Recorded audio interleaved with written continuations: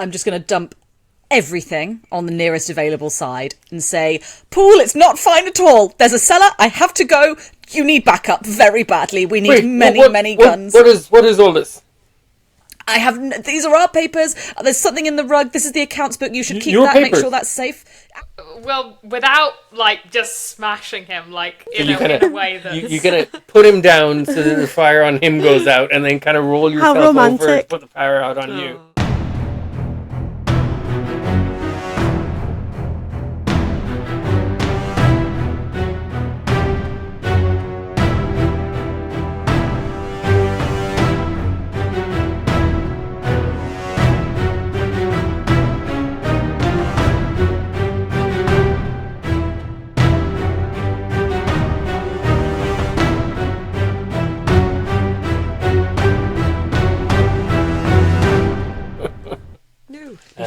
Positive thoughts. Exactly. Think thoughts. Think about large, nasty monsters and evil cultists. Big tentacles. Yay. Okay, good stuff, folks. So, welcome everybody to Removal of Masks. We're running through the Masks of Nyarlathotep, the epic campaign from Chaosium. We're still in New York.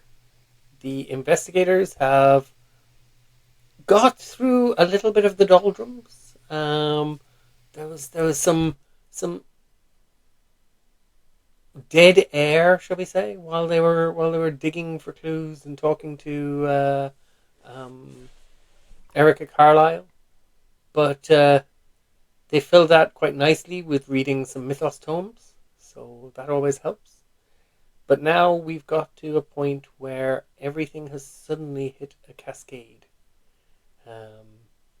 Micheál and Florence are in peril, and our erstwhile others are running around, roping in Lieutenant Poole, and hopefully on their way to the rescue.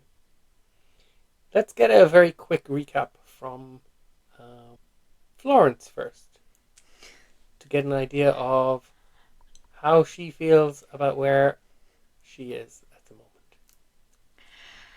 Well, at the beginning of last session, Florence found herself in a difficult situation because while with Micheál having gone to the speakeasy and met Madari, and Mick having pushed maybe a few too many of Madari's buttons, Madari said that we could go if he could cut off a hand.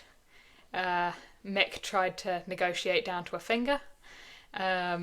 Florence was very keen that it was not her finger because she had no part in this said negotiation.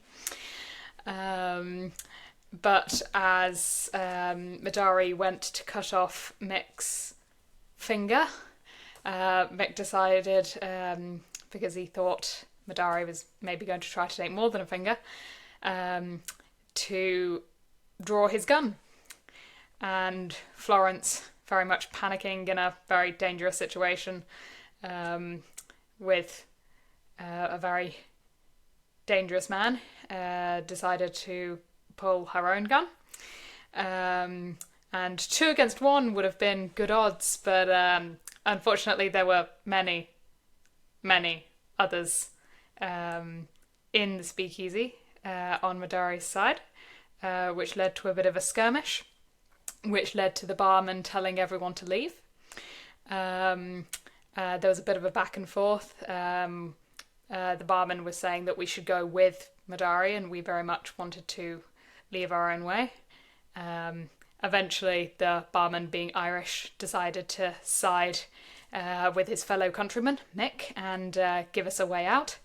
And that is when we left. And if, at Florence's suggestion, they had run as fast as they can, then maybe they might have been okay. But Mick came up with this brilliant idea that they should hide behind a car, and not wanting to leave behind her dear friend, Florence decided to hide with Mick, which absolutely did not work. And then there was about 5 men and 3 gunmen coming at them. And then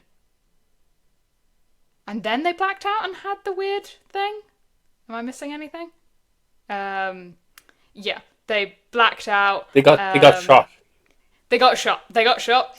And they woke up in a strange place, overlooking a very weird-looking city, with a man who... What did he call himself? The Dark Man. The Dark Man, who said that, who basically outed himself as a god, and said that, and offered both Florence and Mick a choice, that if they helped him in some way bring himself into our world, that he would help save us, and that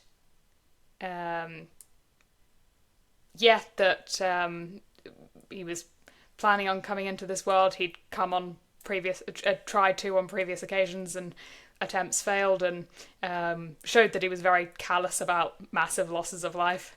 And yes, so both Florence and Mick had a choice. They both made that choice. They woke up in a crate, tied up, managed to, with Florence's very, very impressive physical strength, burst out of said crate. And oh god, now I remember, we're surrounded by zombies. Oh no, we're gonna die. And one of them started. I thought you were very calm. They all looked like victims of, like, cult ritual or whatever. They've got their intestines hanging out, and then one of them starts moving, and I only just remembered that we're now in a room with zombies and we're gonna die. Excellent. Okay. And then from the other 3 ladies, let's get a recap from your perspective, but feel free to work together to do the recap, or one of you can lead it and the others can chip in. Up to you. So, Loveday, Ruby and Valentine, being convinced that there was something shady going on in the speakeasy, because they weren't allowed in and got chased out of there, decide to go to the nearest precinct and speak to the duty sergeant there, but then accidentally get the finger pointed at themselves for the assault of Robson and have to make a swift exit and run away before the police come after them. Then they wind up at heading to Poole's precinct, 7A, trying to convince the sergeant on duty there to let them speak to Poole. Poole was off having his lunch at some Italian sandwich shop around the corner, so they go there and accost him while he's trying to eat a sandwich. I wonder if he ever did eat that sandwich. I'm assuming not. No. Poor Poole. There it's just like, He's probably getting soggy in his pocket. It's waiting for the us to... macaroni in Home Alone. It's the macaroni in Home Alone. Just go back to like, why didn't he eat the sandwich? He's probably waiting for us to leave the pawn shop so he could eat the sandwich while we're gone. So, yeah, we were trying to get Poole to come with us. He kept saying, no, I can't just burst into the Juju House, because that's where we decided we want to go. So Juju House, because it's our only connection to everything that's going on. So we told him about the dark side of the moon, and that we suspect that Florence and Micheál are in danger of being the next sacrifices or targets on the dark side of the moon. So he refuses basically to bring any backup with us. My note that I wrote was, where is it? It was like, Poole is shit, but he does finally give Valentine a shotgun. Which Fantastic summary. Yeah. Which she insisted on, because, things will go down. So then we wind up at this abandoned pawn shop, which is next door to the Juju House, and we're gawking out the window, trying to see if Silas and Kwane will leave, because that is what Poole insisted was the only thing we could do. And he eventually does. We almost get caught by gawking out the window and making loads of noise. Then he eventually leaves.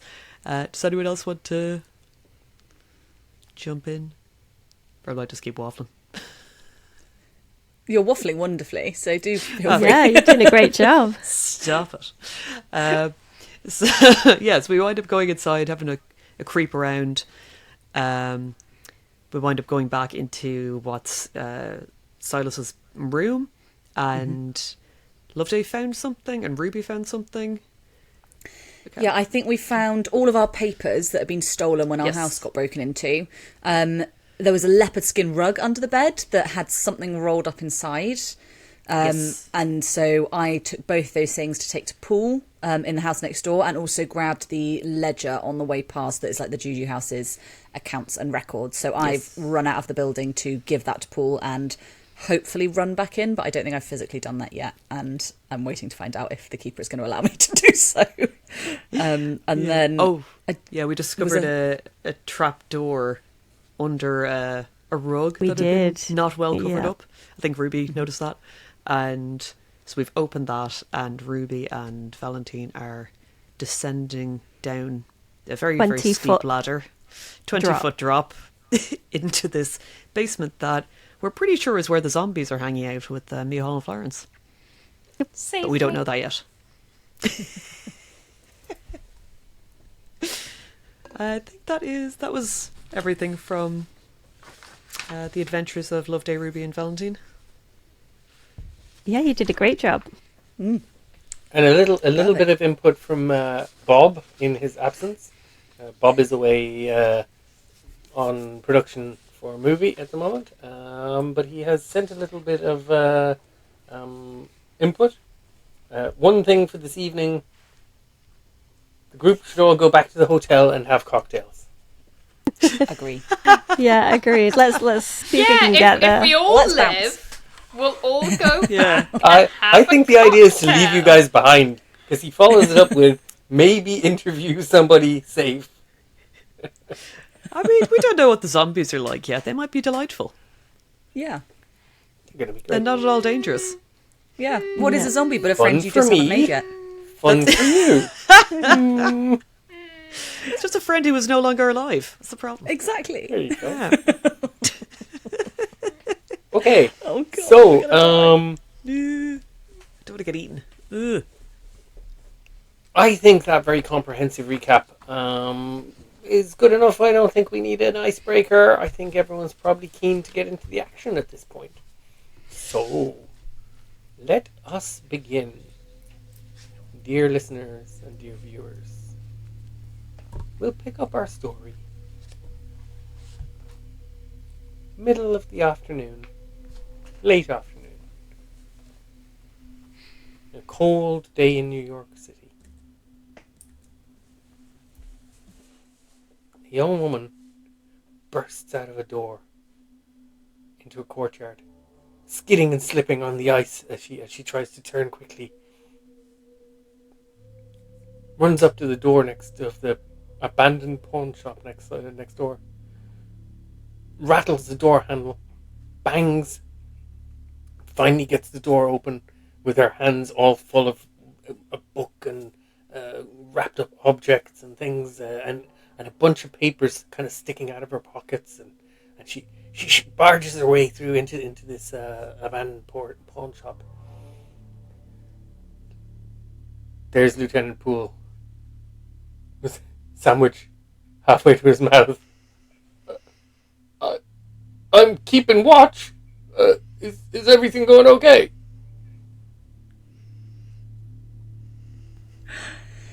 I'm just going to dump everything on the nearest available side and say, Poole, it's not fine at all. There's a cellar. I have to go.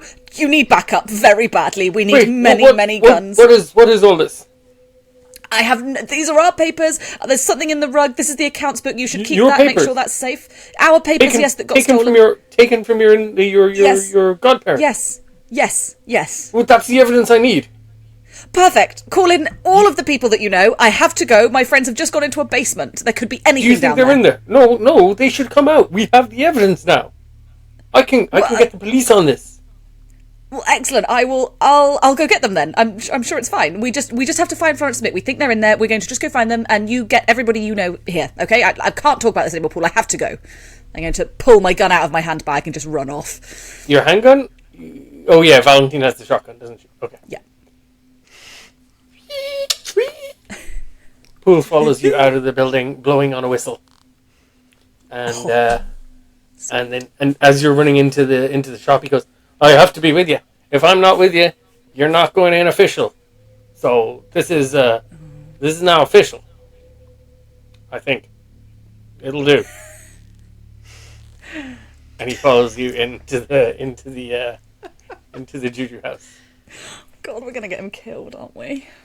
Meanwhile, on the stairs, down into the darkness, the pitch darkness.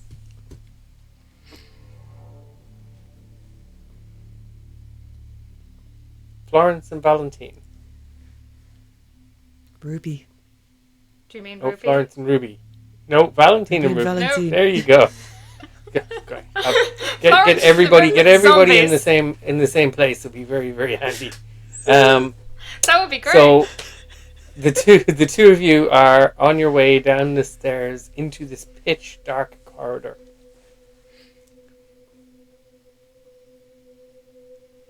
Would you like to give me... I'm going to ask for dexterity. Just roll dexterity, please. To safely descend the stairs in the pitch dark. Did anyone have a flashlight? Did either of you turn on a flashlight last week? I don't remember if you did. I didn't. I can't remember. I don't think you did. I don't think you turned one on, but Valentine, I feel like you have a flashlight. Someone in the group has one. I do. I have one in my bag. Well, after she stumbles and falls down the stairs, she might think to turn it on. So what are we rolling? Dexterity? Just dexterity, yes. I got a regular success. There you go. Dexterity. Where is it? Here we go. Oh, hard success. Oh. I'm going to pirouette down the Oh stairs. la la. You keep your balance quite easily, but then as it's necessitated that you keep your balance, you do think it would be good if we had some light. I'm currently carrying this shotgun, but Ruby, perhaps you couldn't reach the torch in my bag. I will grab that. I got the torch. Turn it on. Start looking around. Gross. It's a very gross looking basement. Oh whatever no, not it the is. music. Not the music. Not the music. We're gonna die. We're gonna die, Valentine. I can't hear any music. Where is it? Oh It's all in my head. It's all in my head. Oh god. Music in Ruby's mind. So you Calm down, Ruby. do you continue to creep down, or are you moving with alacrity? I think it's good to creep while we don't know what's living in this basement. Yeah, I'm just sort of shining the flashlight everywhere I can possibly get to, Okay. just to make sure that I'm not gonna step into anything. I have moved you all to a map in Roll20. I've Okay. taken away the hidden elements because it is we don't need to hide things anymore because all areas have been explored. Valentine, you are on the stairs. Ruby, you are with her. You are first. You're shining the torch around. As you'll see, it is a very narrow. Like it's what you would say 1 yard wide. So in our measure, a little less than a meter wide. It's quite tight as you descend the stairs into the darkness. Flashlight shining ahead of you. Loveday, you have re-entered the Juju House. Lieutenant Poole, hot on your heels.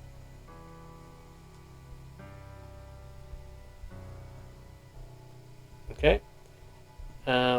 And we will switch over to Florence. Florence, I'm going to also put you on this same map as we gave away last week, that you are in the same place with Micheál. You're in here behind the curtain. Right? You see where you are? Yes. And Micheál is with you. You're lying there, kind of stock still, staring at what's going on around you. As in the very, very faint, dim light from that's coming through the edges of this curtain, you saw one of these shapes standing near you move. One of these disemboweled bodies turned its head and looked down at you. So you're kind of almost frozen in place right now. But you do notice that beside you, absolutely spent from his exertions trying to help you break out of the crate, Micheál has slumped back into unconsciousness again. That makes you feel much better. I'm looking around, and I assume that I see that what is on one side is a curtain. Curtain. I assume that I notice, and so I'm going to grab Micheál and with my great strength sort of pull him and move towards the curtain to obviously get away from this. You get up. Creepy. I get up. Okay. You pick up Micheál. Yep. You sling him over his shoulder. Yeah. The eyes follow you. All four of these dead, disemboweled figures are now watching you as you pick them up. Okay, well, I'm getting away. I'm moving away. Nice and calm and slow and steady, or are you kind of dashing out the door? I think with a degree of speed, yeah. Okay.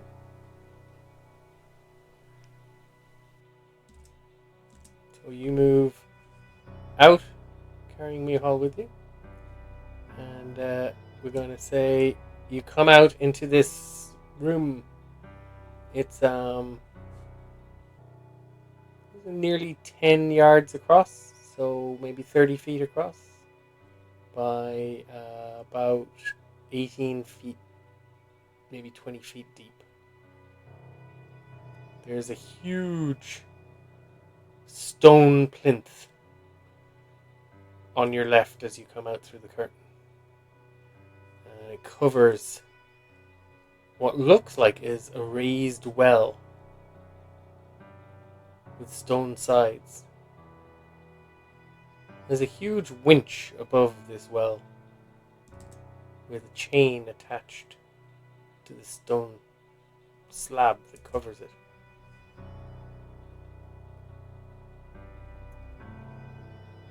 Behind you, as you come out, you see to the right, but just behind you, there's some crates, a few boxes, bits and pieces like that. The ceiling is about 15 feet high. All surfaces are of dressed stone. And there are strange cult symbols. Some scratched into the walls, some carved into the walls. Could you give me a Cthulhu Mythos roll, please? Is there anything you'd like to... There's also, to the right of you, there's a door directly across from you. And to the right of the door, you see a set of ceremonial drums.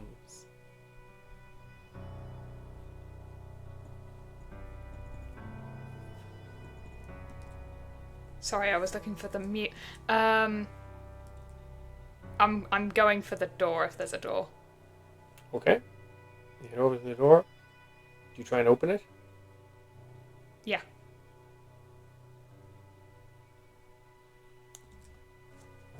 Kind of rattle the door handle. Micheál's still slung over one shoulder. The door's locked.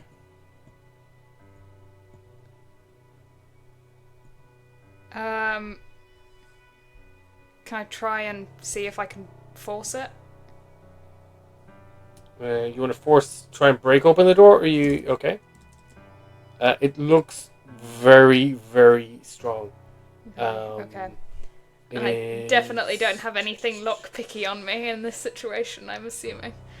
You might. You have your handbag. You don't have your gun. Okay, I have my handbag, but not check, my gun. You could check for your lockpicks. Give me a luck check to see if you found them. Do you say luck check? Yes, luck check, please. Oh, actually, we should all roll a luck check. Well remembered. Hard success, so don't get any more luck, but maybe I have a lockpick.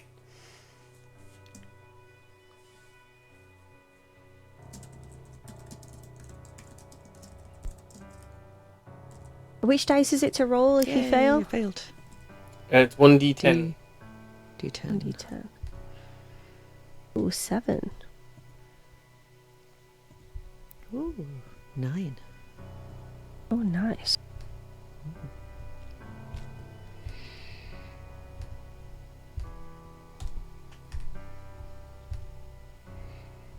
This might help us get out of something today. We're going to need all the luck we can get. We.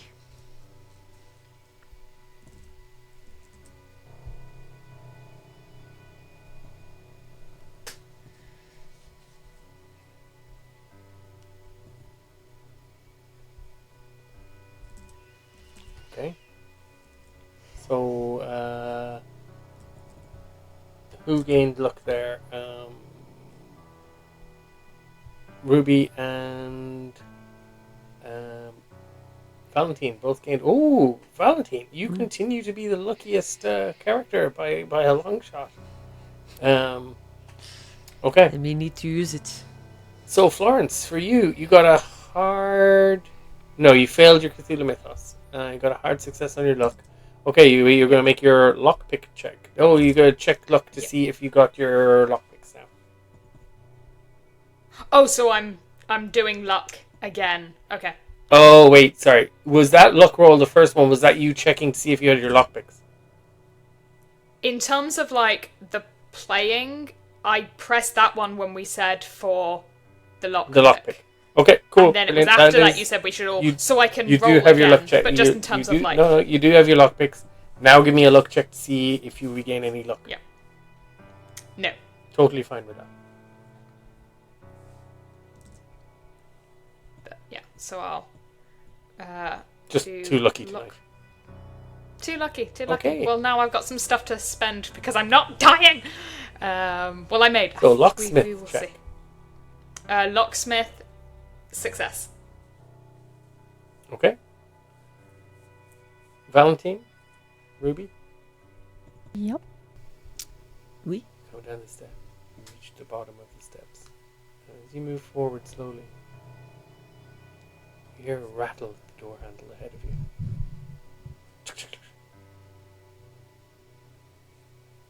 What was that? I have no idea. Then, give me listen checks, please. I assume you're kind of stopping and listening for... Regular success for Ruby. It's a failure for Valentine. Okay, Valentine, you're like, what was that? No. Ruby, after the rattling of the door handle, you hear a stealthy clicking noise from the lock, as if someone is gradually, slowly unlocking the door.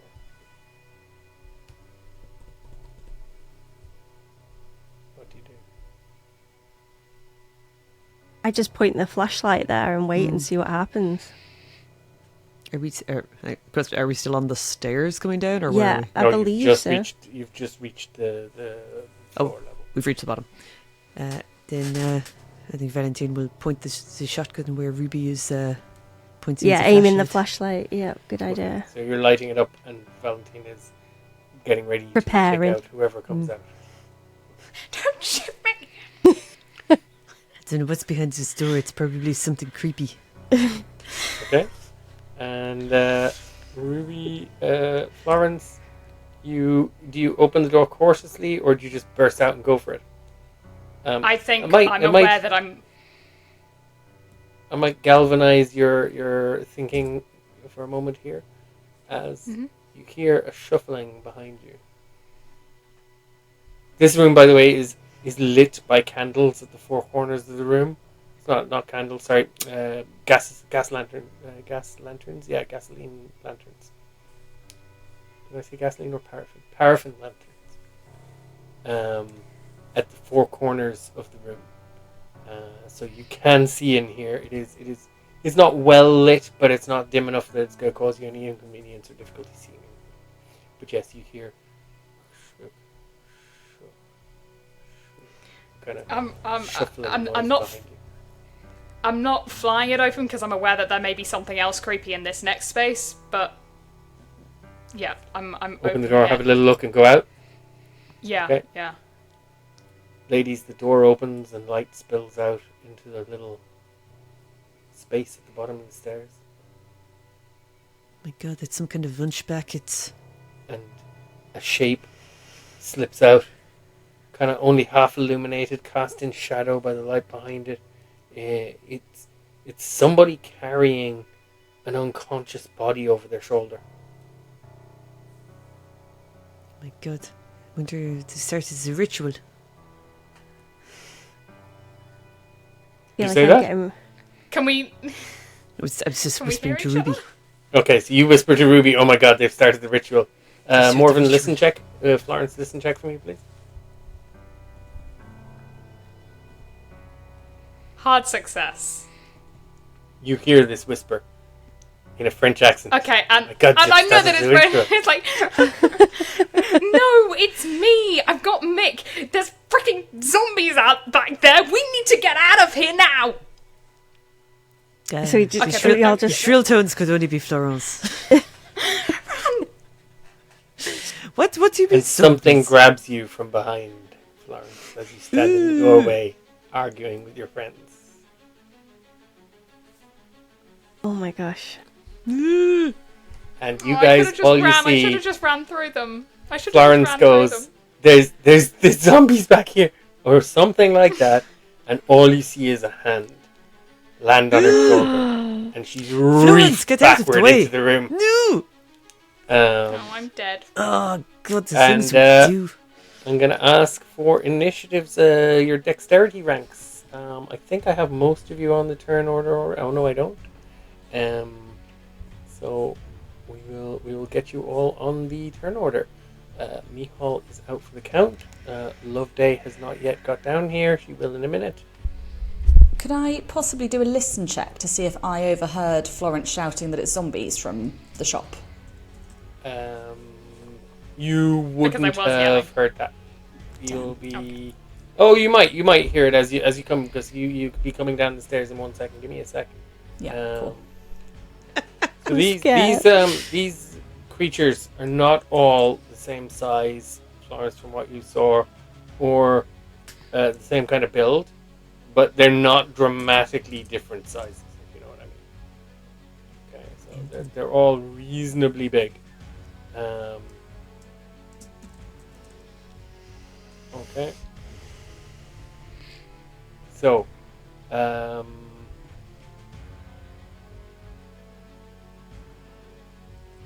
you are grabbed, Florence, and you are dragged back into the room. Okay, we'll give you a chance to deal with that in a second.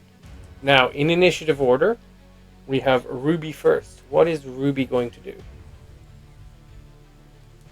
I'm gonna scream. Florence, no! That's my input. Anything more helpful? Just a yell. That's very useful, Ruby. Thank you. You're welcome. Okay. Now I'm gonna go to the door with the flashlight just so I can get a glimpse of what has actually grabbed Florence, because she said there's zombies in there, but I want to see them with my own eyes. Okay. Ruby, you kind of dash forward toward the door. Okay? Yep. Flashlight in hand. Excellent. And as you look in through the door, I'll tell you what you see. You see a reasonably well lit room, all clad in stone, like I described to Florence. It is about 15-foot high ceilings, 30 foot by maybe 18, 20 foot deep room. You're looking across the room.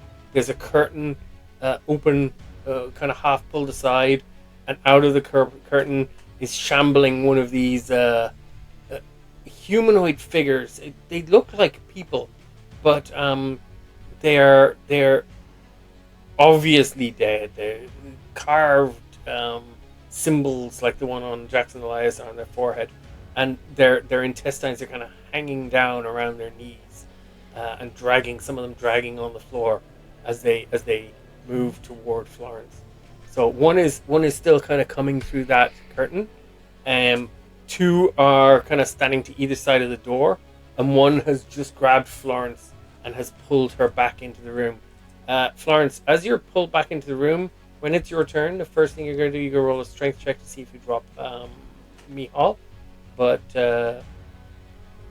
for now, Ruby, as you see this, I need you to roll a sand check for me, please.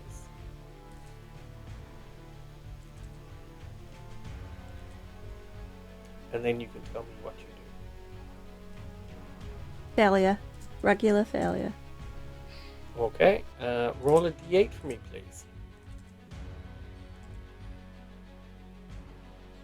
6. Sorry, how much? 6. 6? D8. 6? Yeah, Yes. is that right? Yeah. 6. Okay, that's not great. Okay, so you are going to have a little bit of a break. Okay, and I don't mean a rest. I mean a break. I've gone mad. There will be a moment of temporary insanity.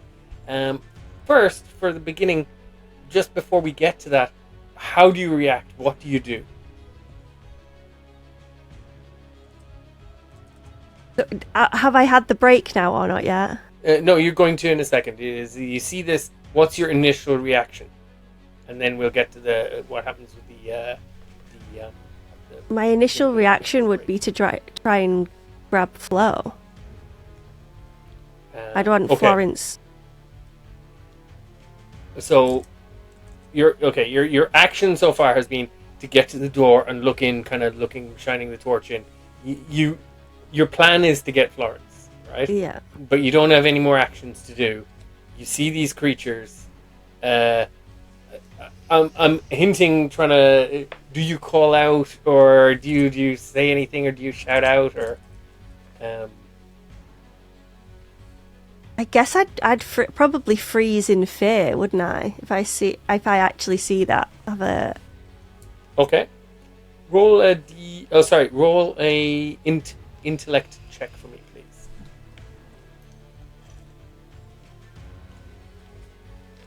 Going great, guys.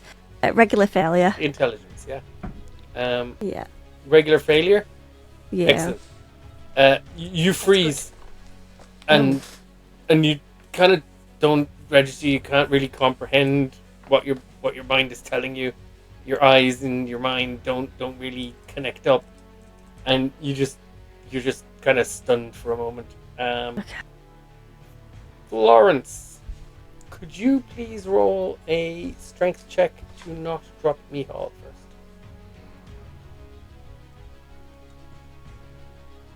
Hard success. Okay, so you're pulled backward. You kind of keep your footing. You keep a hold of Micheál, and one of these creatures has a hold on you. What are you going to do?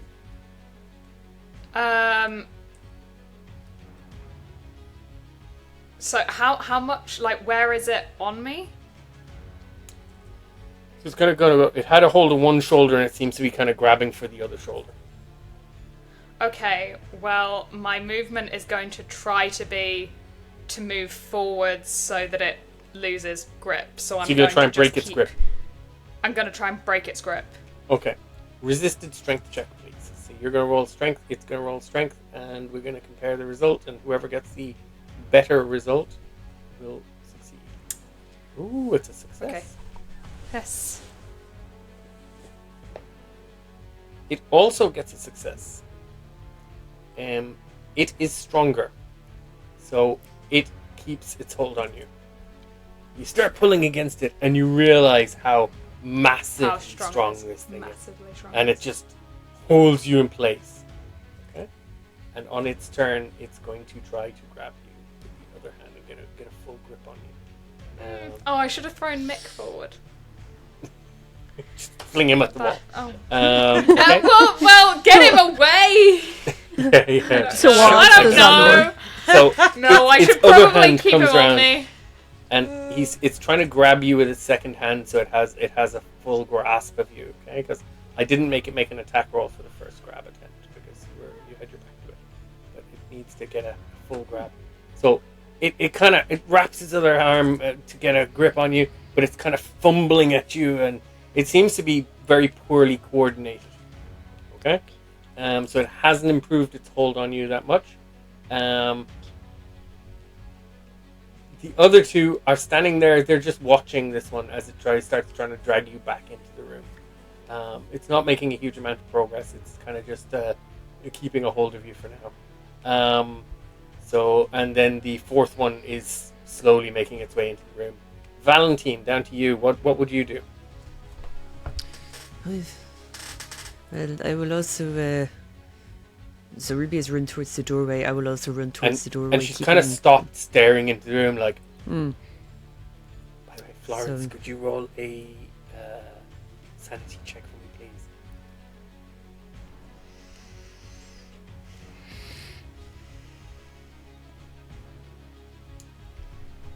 And Valentine, you dash forward and you kind of get up side by side with Florence, Ruby, and start trying to look through the door. Oh, roll a d8 for me, please. Oh, no. No. 1! You lose 1 sand. Oh, So that's the best. Tell us how that bit of disturbance affects you. Tell us how do you feel with that? Just the little hit to your sanity.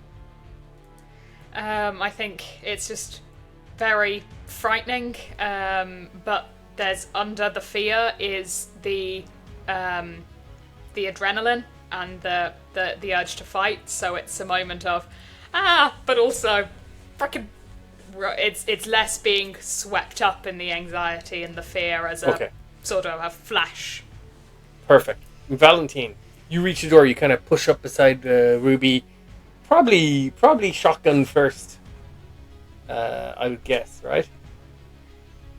We keep the shotgun up because there's obviously something going on in there now. And you kind of barge in beside Ruby, and you see this creature dragging Ruby backwards, and you see another one behind it coming through the curtain at the back of the room. Those are the only two you can see from where you are. Oh mon Dieu, what is that? Sand check, please. Oh no. I feel like this will not go well.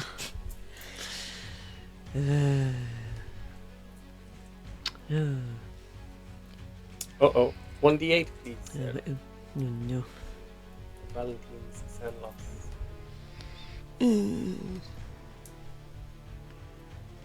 Oh, it's alright. Just 2. Oh, these things are Just fine. 2. There's nothing too wrong with these.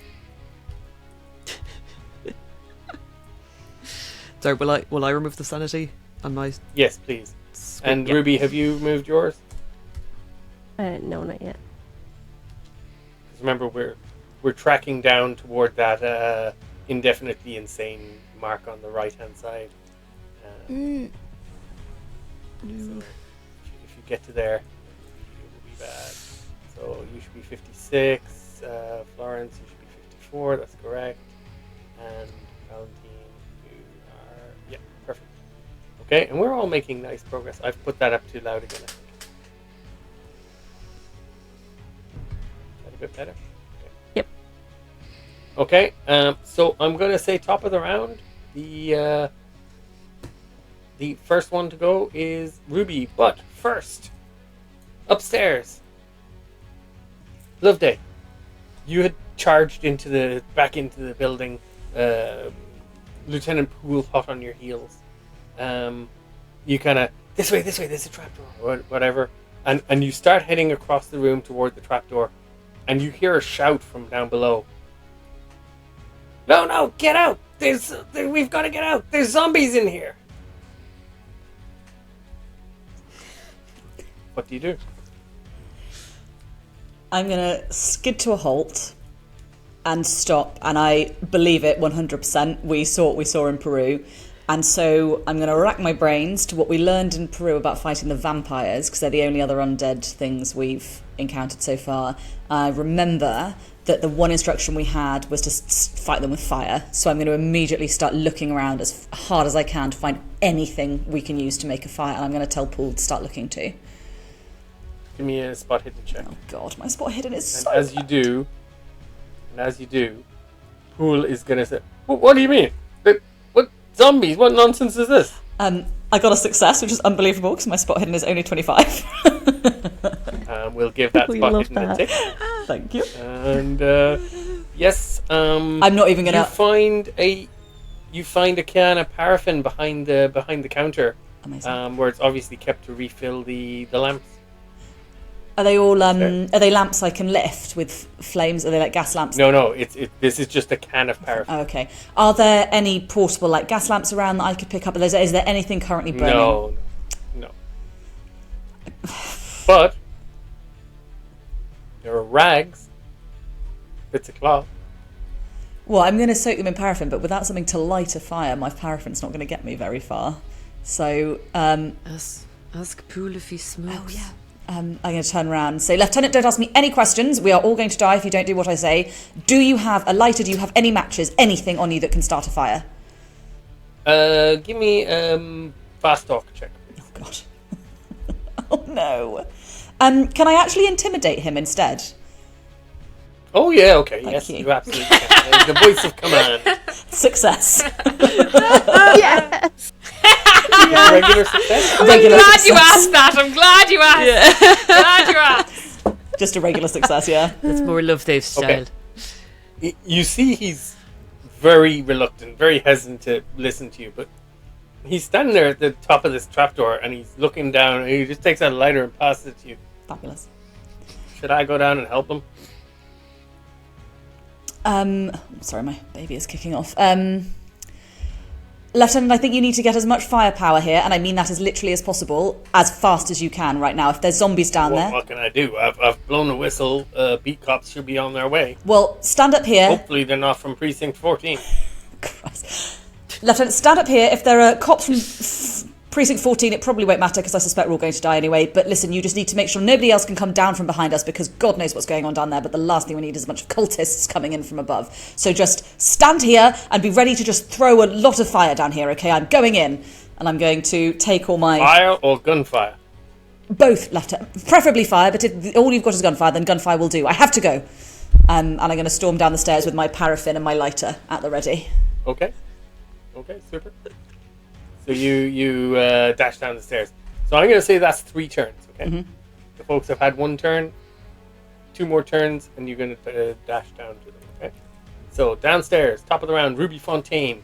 You are That's me. frozen in fear for a moment, but you don't have any kind of extreme panic. So what would you like to do? This is just... How does this manifest as you kind of come out of that freeze?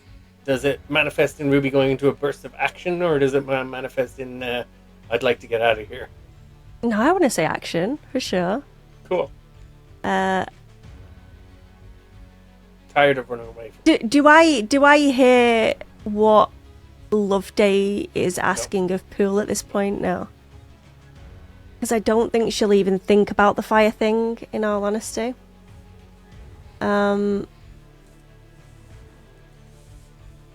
I think I'm just going to yell to Valentine to get the gun ready. If I point it at the zombie to give her a clear shot of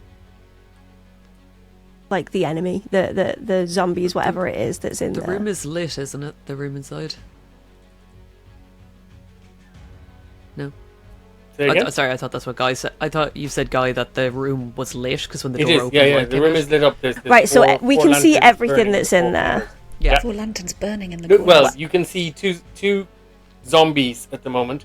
One that's holding Florence, and one that's at the back of the room, coming toward the center of the room, shambling Okay. slowly toward the center.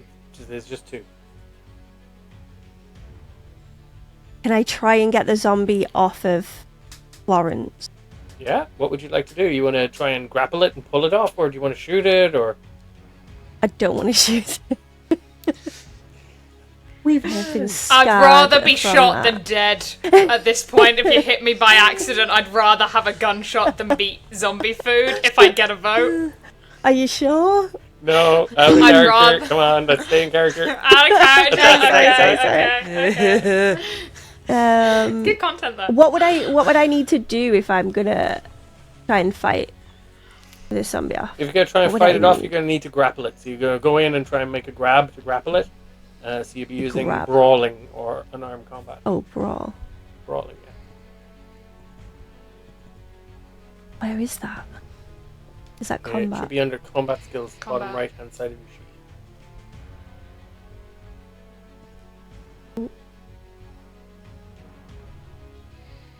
I don't see it.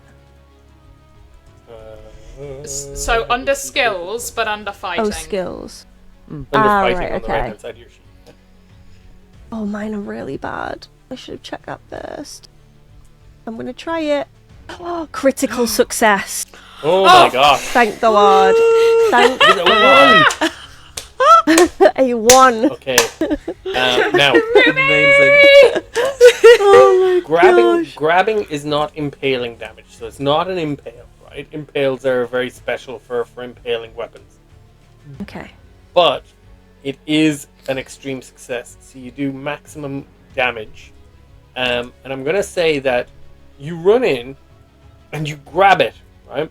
And you try and wrench it off Florence.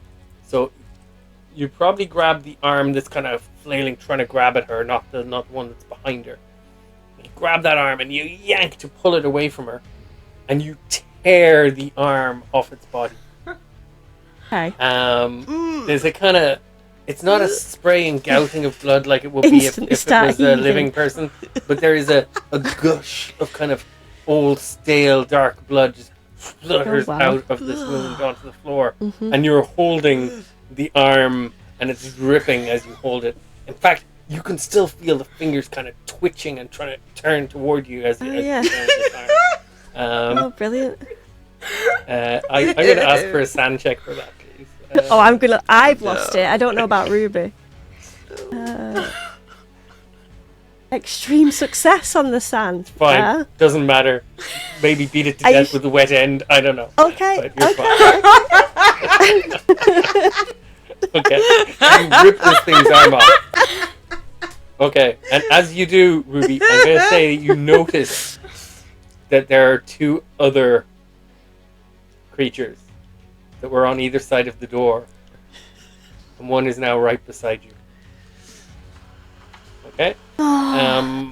And we will switch to Florence. Florence, you're next. This creature has just been wrenched sideways as Ruby rips its arm off. I'm not gonna make you make a sand check because you didn't actually do it, but it is quite. Ugh. Gross. Yeah. So You is it are still carrying holding me, Micheál, or is it? so be aware that anything you do, I'm gonna give you a penalty dice while you're carrying Micheál. Okay. Yeah. So is it on me, or is it now not on me? 'cause Oh it's no, with the this- other arm is still clamped onto you. The other hand is still clamped onto you. She just ripped its other arm off. She didn't get it off you quite yet. I gave you half a chance there, Florence. Yeah.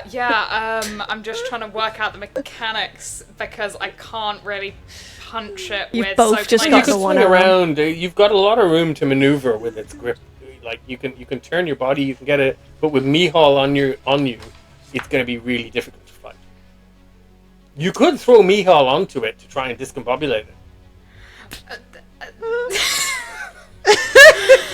Bad. Oh, Bob's Micheál's gonna not here. love you. Bad. I don't think Florence would do that. Morven thinks that would be very funny, Here, but have I my don't pen. think Florence. Here you go. You know he'd do it Give us to some you. more. Give us some more insanity. Like lower the and eventually, I'm sure we'll be doing things like that. But I don't think we're quite there yet. So Florence I don't is think strong enough. she's... You could possibly use Micheál as a club and start. You could just yell, "The power of Christ compels you," and just hit the people with me. I'm going. I think I'm going to try to punch it to get it off. Okay, so you're going to attack it. Give me a brawling check, please. Oh god. I'm not great, but that's all I could think to do. You are not bad. I You get a penalty want dice to- anyway, so that's a failure. Oh, okay. Wait, so I penalty. Yeah. Okay. Yeah. Yeah, it's not a critical. That it also hurts. The makeshift stitches that you have are wrenching as you kind of try and carry Micheál and swing yourself around and try and punch at this creature, and like that is not not going great for you. Things are not going well here, Florence. Okay, so that was you, and that was a fail. Sorry, I was in the middle of doing something. How much luck do you have? Are we allowed to though? I don't know. No. I have a fair amount of okay. luck, so I'm sure that there will be some using luck at some point. If it gets, yeah. I'm gonna do one Oh, I thing. don't- I was supposed to give Valentine this shotgun. I don't think we put the shotgun on her sheet last session, so I am just looking for it now because I have a sneaking suspicion that there's about to be a shotgun in use. They don't know Yeah, I what gives think you that so. impression. Yes, I please. think, do we also need to do luck rolls? Well, we did them while you Oh, were gone. yeah. Do you want I'll to do do mine. a While you were gone. luck roll? You go ahead. Success, so no difference. Okay, here we go.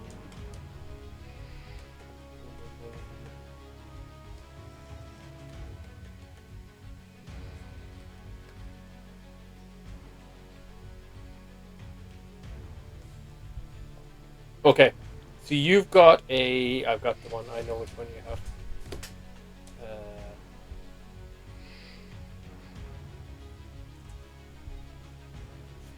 What is that?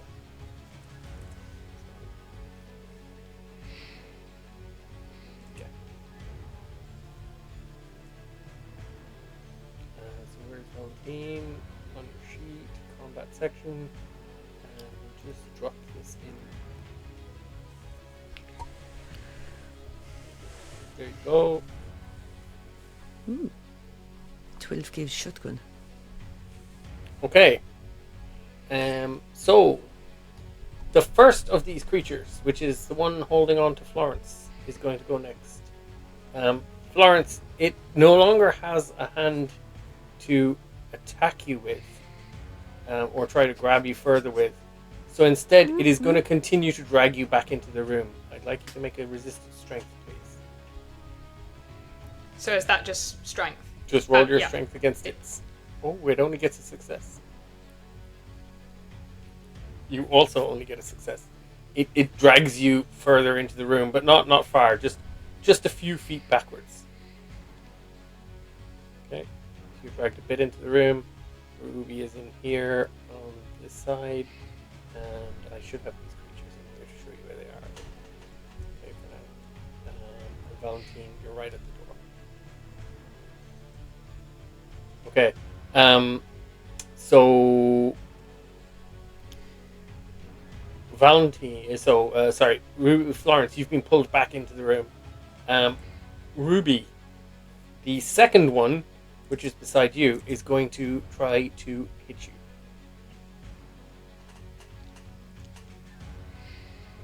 Can I dodge? You Or could try to dodge, dodge? or you can fight back. If you fight back, you're contesting against its attack with your attack, and whoever wins gets the best level of success does damage. The only thing is, with the dodge, you win ties. With a fight back, it wins ties. Okay. Depends how hot up you are in the moment with this arm in your hands. You have an improvised club. You could just go for it and fight back. With an arm is actually quite amusing, but go with what your soul says. How do I actually do that though? Like how? You roll a brawling check. Oh, brawl again. My brawl is so low. So look at your brawl and your dodge, and My dodge is higher. But what do you feel in your heart? Would you do? my instinct was to dodge. I'm gonna dodge. Damn it. Okay, you rolled your dodge. I did. You fail, It's a but it regular also failure. fails. So you kind of stagger backward away from it, not really dodging effectively, but it swings at you and misses, and then continues to lumber toward you. Okay. The other one swings around the door and tries to grab Valentine. So rude. It just flails at you, Valentine. Arms coming. Okay. And then it is your action, Valentine. What would you like to do? So above the table, like who's? So it's in front of me. It's right in front But of you. is there? It's right in front of me. But like behind, is there anyone directly behind it? Directly behind it is Florence and the other creature and Mick.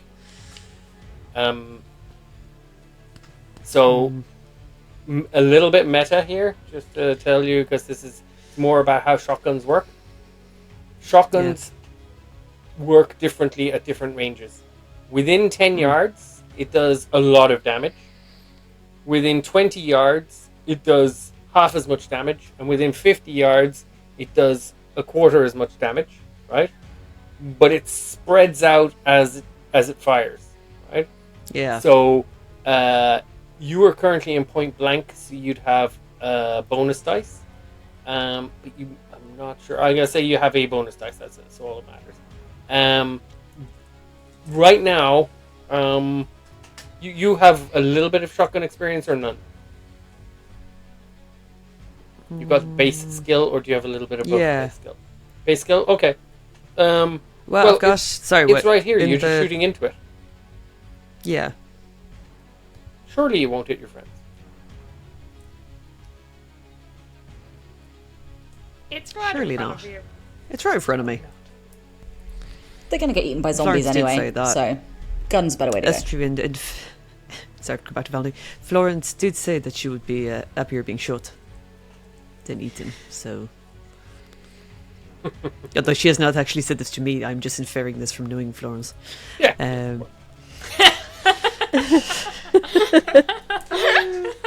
Oh god. Okay. Okay, I'm going to. So the gross, ugly zombie is right in front of me. I do have a shotgun. I may as well use it. So I'm going to shoot the zombie in front of me. So I'm rolling rifled shotgun.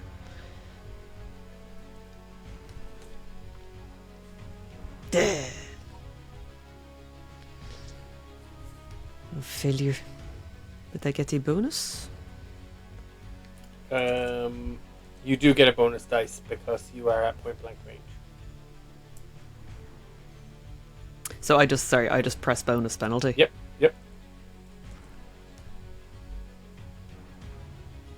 Loading. That is a 20 out of 25. Sweet. You're going to roll 4d6 points of damage, please.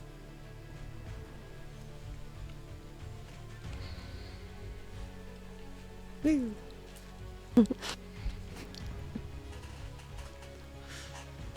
Did you click on the actual shotgun itself on the combat tab, or did you click on your sheet? I clicked on my sheet in the firearms section. Was that the wrong section? Yeah, okay, that's fine, absolutely fine. But just it's easier for you because it'll roll the damage and everything for you if you click on the shotgun Oh, sorry. next time. That's all right. Okay. Just Oh, yeah, out of makes sense, curiosity, okay. you can technically fire both barrels at one time, but you could. That will, and it shouldn't give you a penalty dice. That should be fine. So it's your choice. Did you fire one barrel or both barrels? Remembering, if you fired both barrels, the gun will now be unloaded, and you do not have a pocket full of ammo or anything. Yeah, I'd probably just shoot the one, seeing as there are multiple zombies. So roll 4d6 for me, please. 4d6.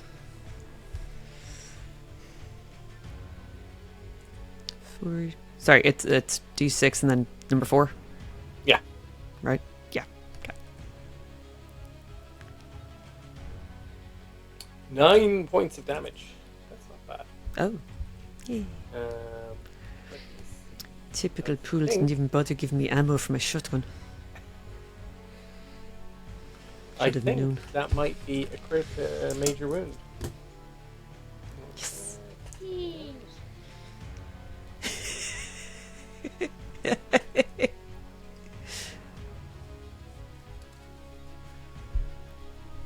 Nick, shoot the one that's grabbing me.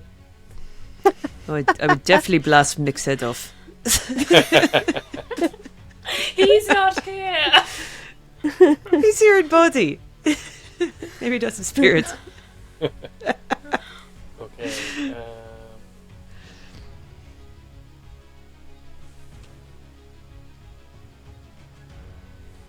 I'm having trouble finding expert points. The NPC sheet is not brilliant at the moment. I can't believe it doesn't have any point tracker.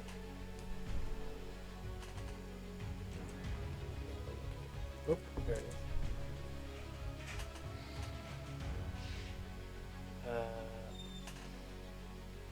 Okay, so that is a major wound.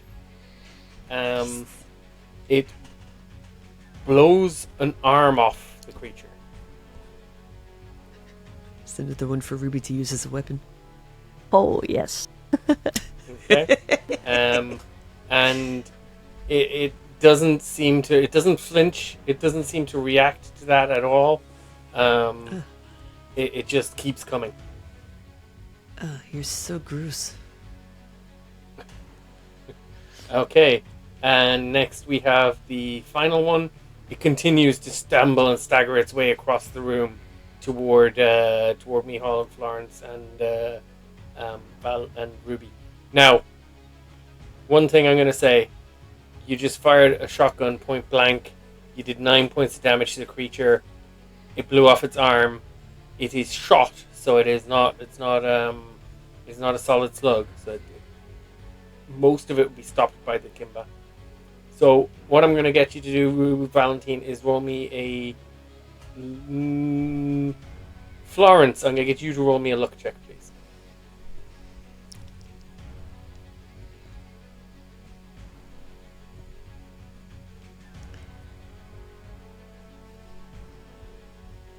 And failure. I assume I can't use luck to pass a luck check. You cannot use luck to pass the luck check. No. Yeah. Okay. Why is it that whenever it's luck rolls, I always success and no? Okay. Now, I'm going to ask you to roll a d6. On a 1 to 3, it's you. On a 4 to 6, it's Micheál. Oh no. Wait, sorry. You want 1d6 from Yes, me? please. Low is you, high is Micheál. 2. Okay.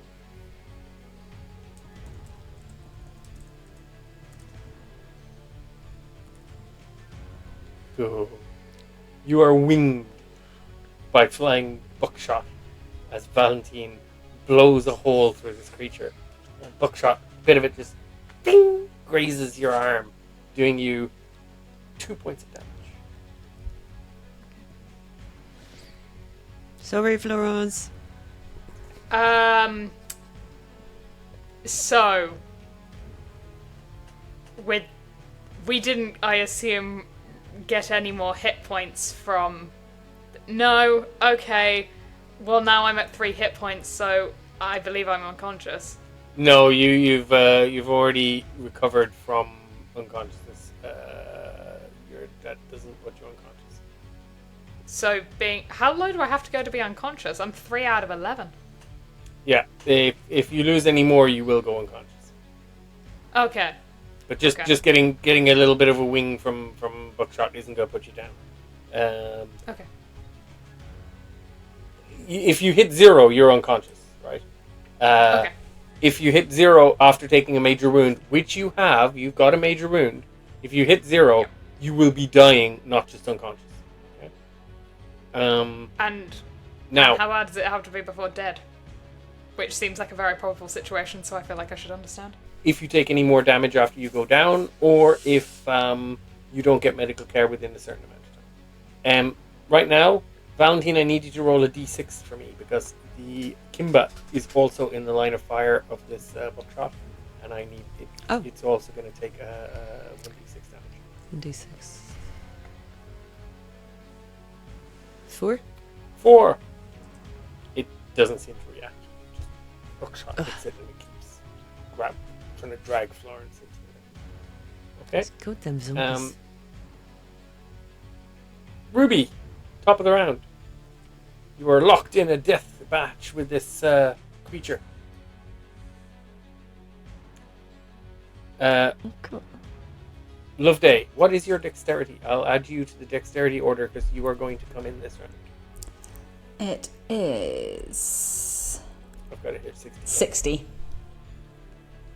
I've got to bring you down to the right level.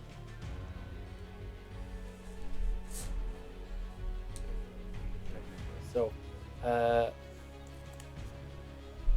Ruby, what you doing? Right, so there's a zombie on me. On you, yeah.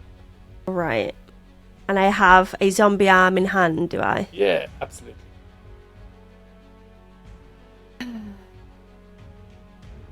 I'm going to have to try and swing the arm at the zombie, I think.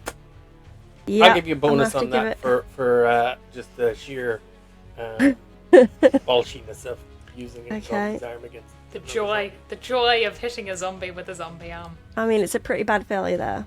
We've got a regular failure, 70 versus 25. Okay. Click And then on a your bonus. 6. 60 versus 25. It's okay. You take a swing at it. It doesn't dodge. It doesn't stagger. It does, however, fight back.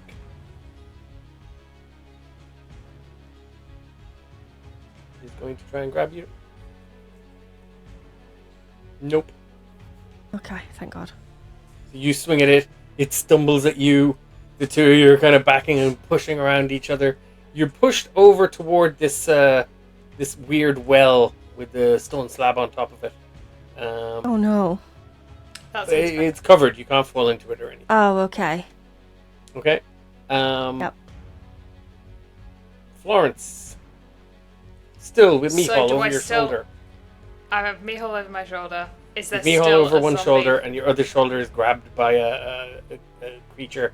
You've kind of swung yourself around trying to hit it. You've swung yourself around to face it.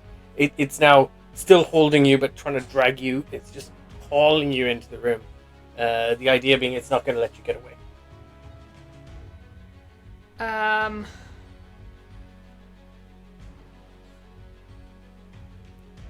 Can I don't know, like try to like go for its grip again? Try to like remove its grip? Yep, you're going to make a resistance strength to break its grip. You will... Yeah. For that, I won't give you a penalty dice, because having Micheál on your shoulder, if anything, it adds a bit of your weight, so you could use Yeah, your weight yeah, against yeah. it. So I won't give you a penalty for that. It's not... You're not trying to grapple with it. You're just trying to drag it. No, drag I just yourself away. want it. Yeah. Just You trying just to want it drag off. myself away, and I gotta. Yeah, hard success. It gets a regular success. So yes, you break free of its grip and kind of stagger backward with Micheál. Yep, yeah. Okay. Getting away. And it swings at you. A punch. Now that it's got its hand free, it can attack you.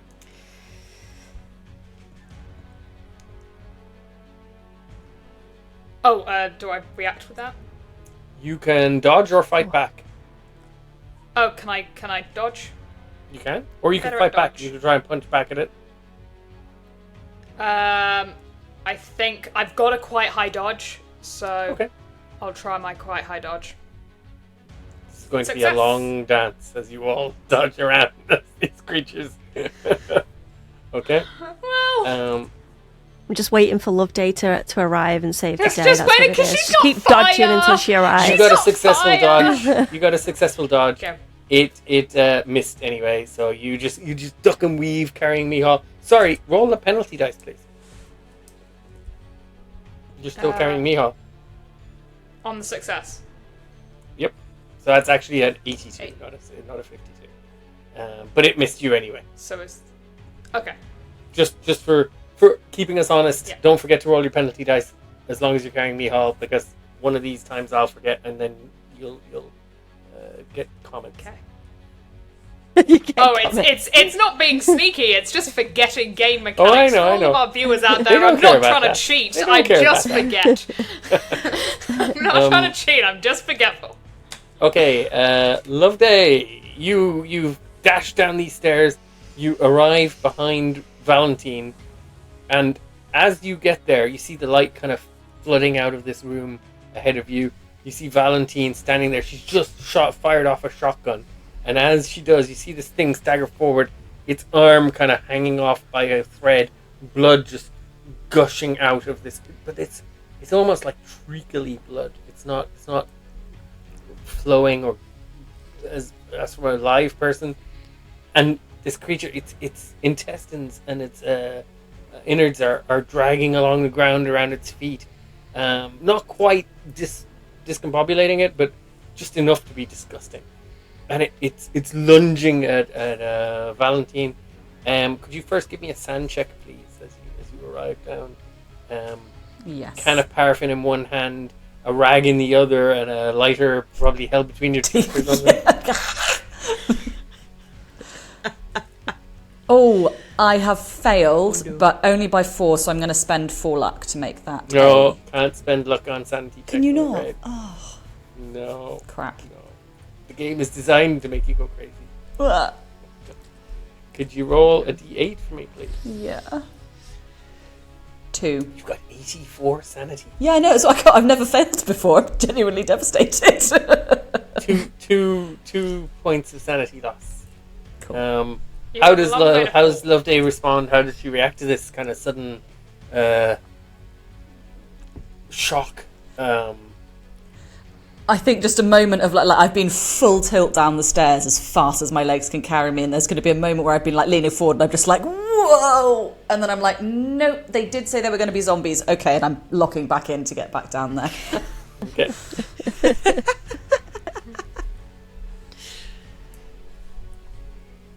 Okay, good stuff. So in that case, let's see. What are you doing? You've kind of dashed up to the junction. This creature is attacking Valentine. What are you going to do? I would like to douse it in paraffin and then try and set it on fire, please. Okay. So you start splashing paraffin at it. Can I sort of?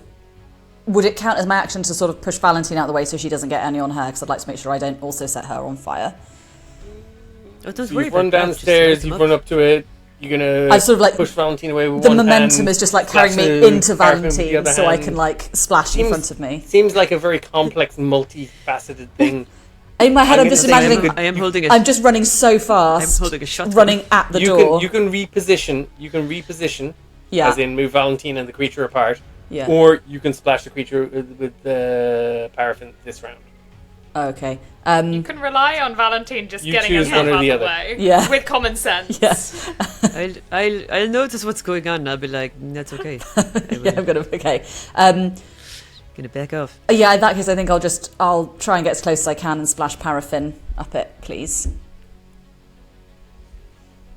Okay.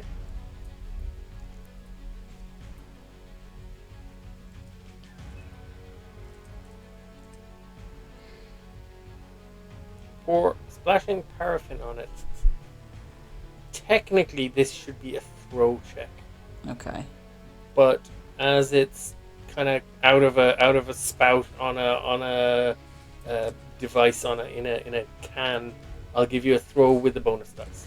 Okay, good, because my throw is not good. Throwing paraffin out of the can at the creature.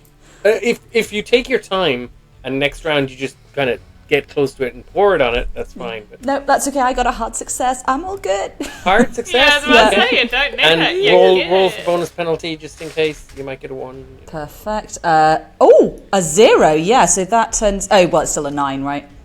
Still a 0-9. Yeah, Yeah. perfect. Okay. Yeah. So it is a 9. That is cool. So you douse this creature in paraffin. Mm-hmm. Roll a luck check for me, please. Okay. Last time I made the recipient roll a luck check. Yeah, sorry, Valentine, you sorry. rolled a luck check. Sorry. Oh, sorry. Whether you're lucky or not, whether you get paraffin on you. Perfect. I got a critical success with my luck, which is a shame that it is Well, useless. okay. No, that's fine. In that case, you're just very lucky. You completely avoid Valentine and splash paraffin all over this creature. I appreciate that. Okay. Thank you. Okay. So that was Loveday. I'm sorry, I've just got to Then go that check in on means baby, that so I'm going to vanish briefly. No problem. The creature that was attacking Valentine is now going to continue to attack Valentine because I wouldn't attack damn it. Ellie while she's not here. Okay, so it only has one arm, but it's just going to use that one arm to try and grab you and drag you into the room again. This guy. It kind of flails at you and it tries to get an arm around you. Now only having one arm, it seems to be a bit discombobulated and off balance.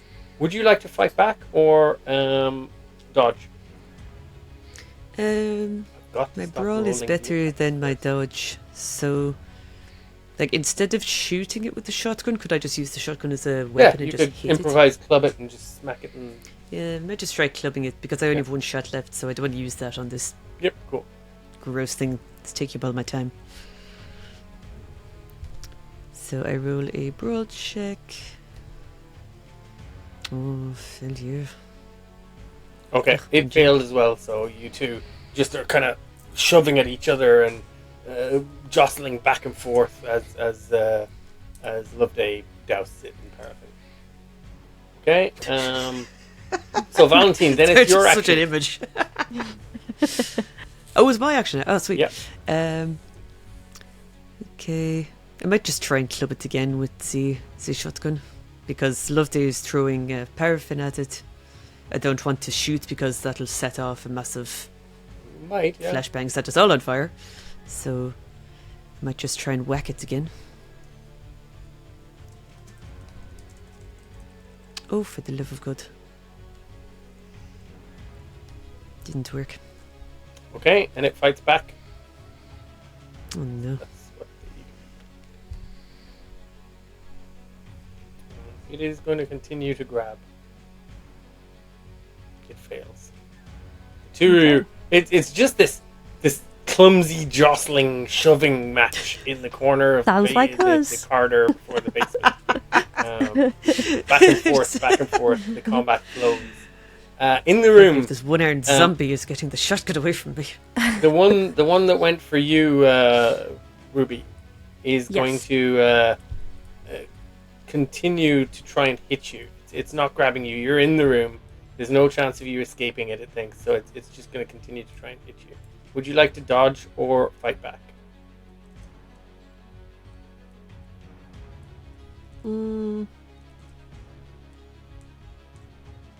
I am going to try and fight back with the zombie arm again. Okay, go for it. And I failed. Okay, you both fail. You both swing at each other. Again, it's another epic struggle of two back and forth across the room. Nobody getting the upper hand. Nobody able to land a blow. You do have a moment of this. I mean, this creature is dead and has no coordination. And is shambling around, and I should be able to take it out. Come on. And then it is the fourth one. The fourth one is coming to try to also go for the two in the door. So it is not quite there yet. Okay. So then, Sorry, Ruby. above the table. Yep. Sorry. What's the deal with the sanity thing? Is it? I was frozen at that door. That was it. You had a moment, and that was You didn't it. get an indefinite. So what would get a make temporary me go insanity into? Because you Right. got it high enough, but you didn't get your idea check, so your brain didn't kind of put all the pieces together, and it didn't cause you to freak out. Yeah.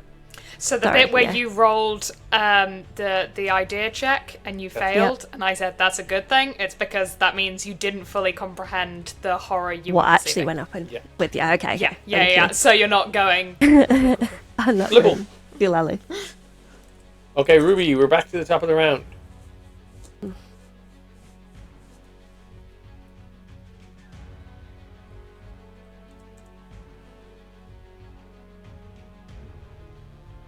It's up to you, Ruby. What are you going to do? Oh, I thought I go again. No, that was its round. So it's now your okay. round. Yeah. I'm going to try again and hit him again then. And I failed again, just for a change.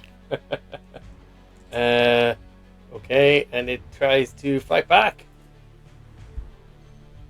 It is still trying to attack you because, again, there's no need to try and restrain you. It comes close. It staggers in and swings, but nothing. This is a. The longest You're fight ever. starting to get a little tired, but also a little, maybe not frustrated, but maybe more. This shouldn't be this hard. That sounds like me. Yep. Okay. And then we're back to Florence. So just for understanding the shape of the room, there are zombies between me and Mick and the door? Yep. Okay.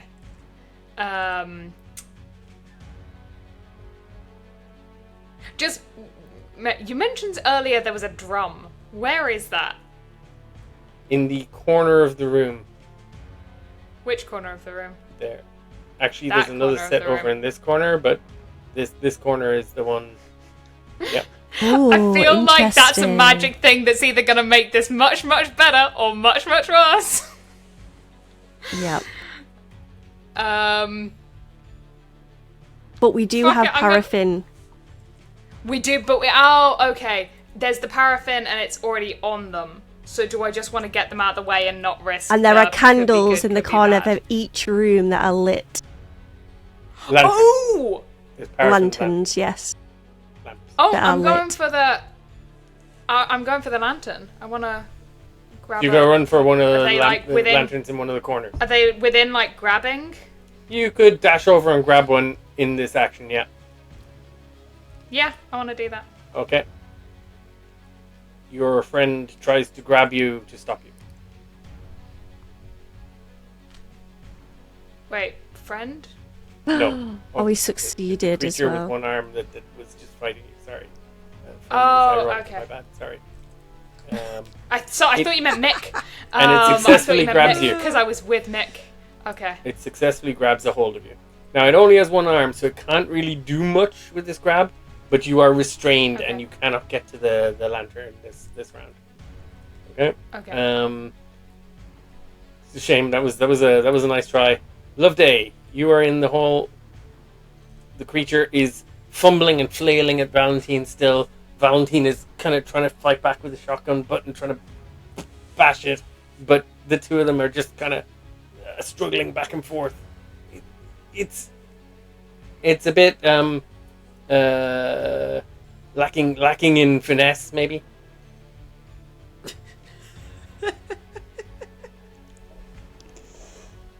Cool.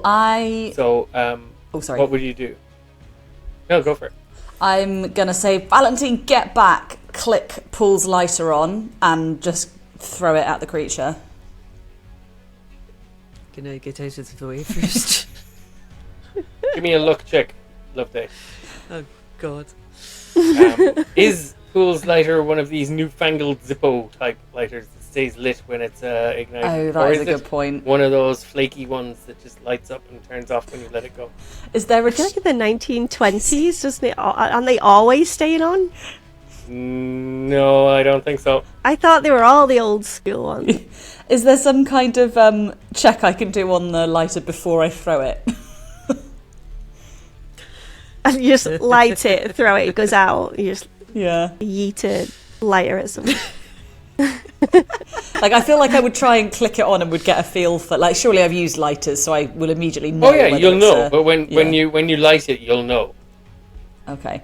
Well, in that case, I'm not going to But throw if it you're yet. lucky, it's the time. It'll work. Okay. So I've got to. So I'm sorry. I'm rolling for luck just to light the lighter. No, you're rolling for luck. When the lighter's lit, you'll know if it's a good lighter for what you want to do, or if you're going to be holding a lighter and going, no, I got to light a piece of cloth or something instead. Okay. It's actually. Is it too late Yeah, to of course. change my? Of course, it is. It's a fantastic lighter that will Yeah. stay lit and be perfect for exactly what you intend. Yeah. You've. Is it too late to say that I'm not going to light the lighter because you've just reminded me that I'm also holding rags soaked in paraffin. I'm actually going to light the rag soaked in paraffin and throw that rather than leaving my one source of fire on the floor. No problem. Yeah. Thank you. That wasn't a hint, I promise. Thank you. Honestly, I'm so scatterbrained, so I need that or I will It's just all forget good, all everything. good. No worries. And so you light the piece of cloth doused in paraffin and make a throw check. Oh god, my throat is so bad. Oh, failure. Do I spend luck for that? It's quite a lot. Valentine, luck check, please. Oh god. Oh no. As this paraffin-soaked creature grapples with you. Oh, Christ. Success. Okay. A piece of burning cloth flies past you. Oh With a- god. Oh god. Oh god. As it flies through the air, the rush of oxygen causes the paraffin on it to woof, ignite in a nice, pleasant, very satisfying woofing noise. But it flies past you and splats against the wall and slides down, leaving a trail of kind of burning paraffin beside you.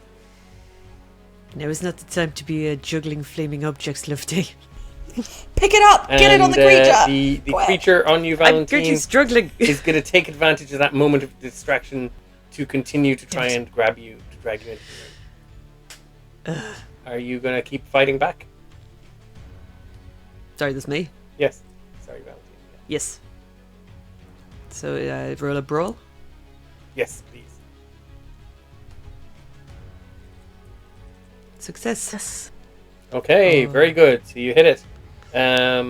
What is your build? What's your damage bonus? It should be on your sheet under combat. Damage bonus combat. Oh, I don't have one. Okay, so it's 0. So I'm going to give you 1d4 for the improvised club. Just roll a d4, please, for damage.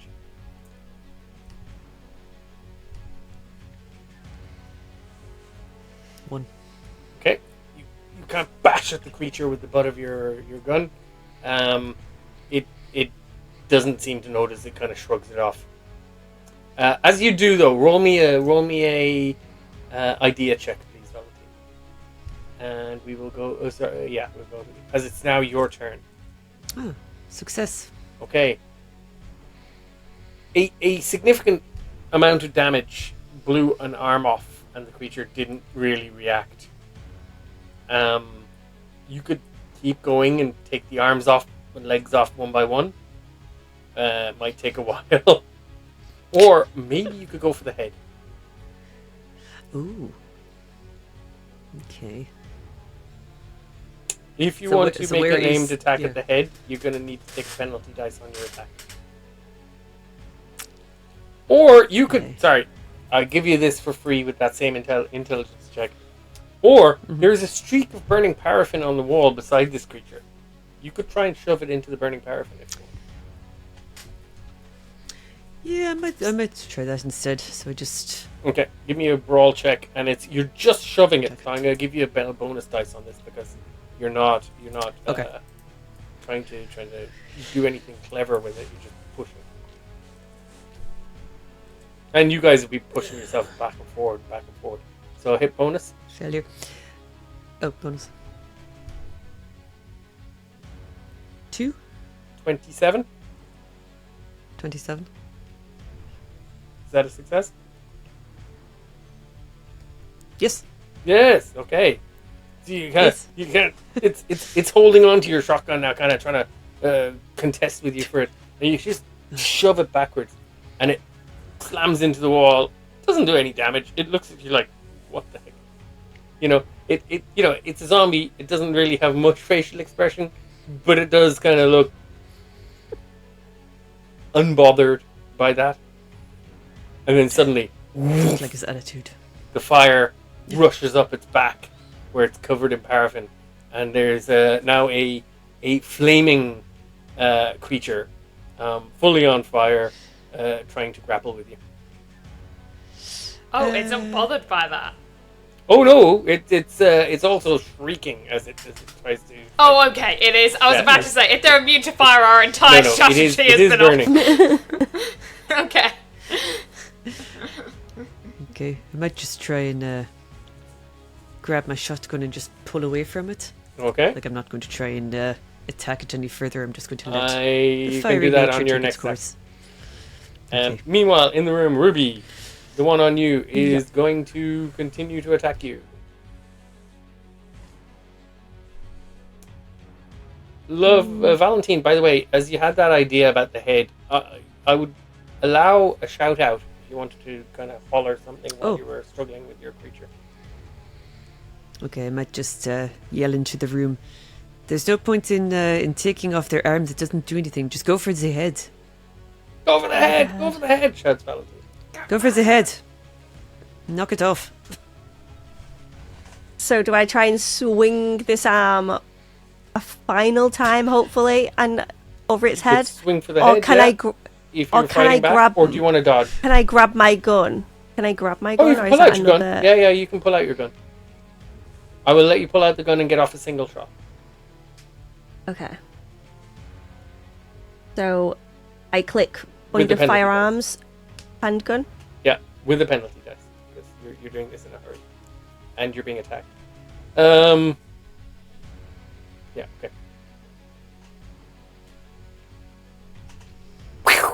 You shoot. Bullet pings off the wall somewhere in the distance. You missed.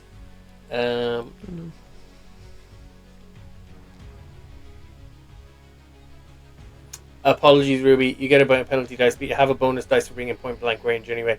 The bullet does ping off the wall.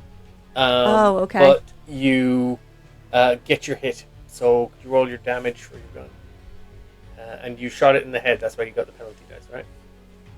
So Yeah, I shot it in the head.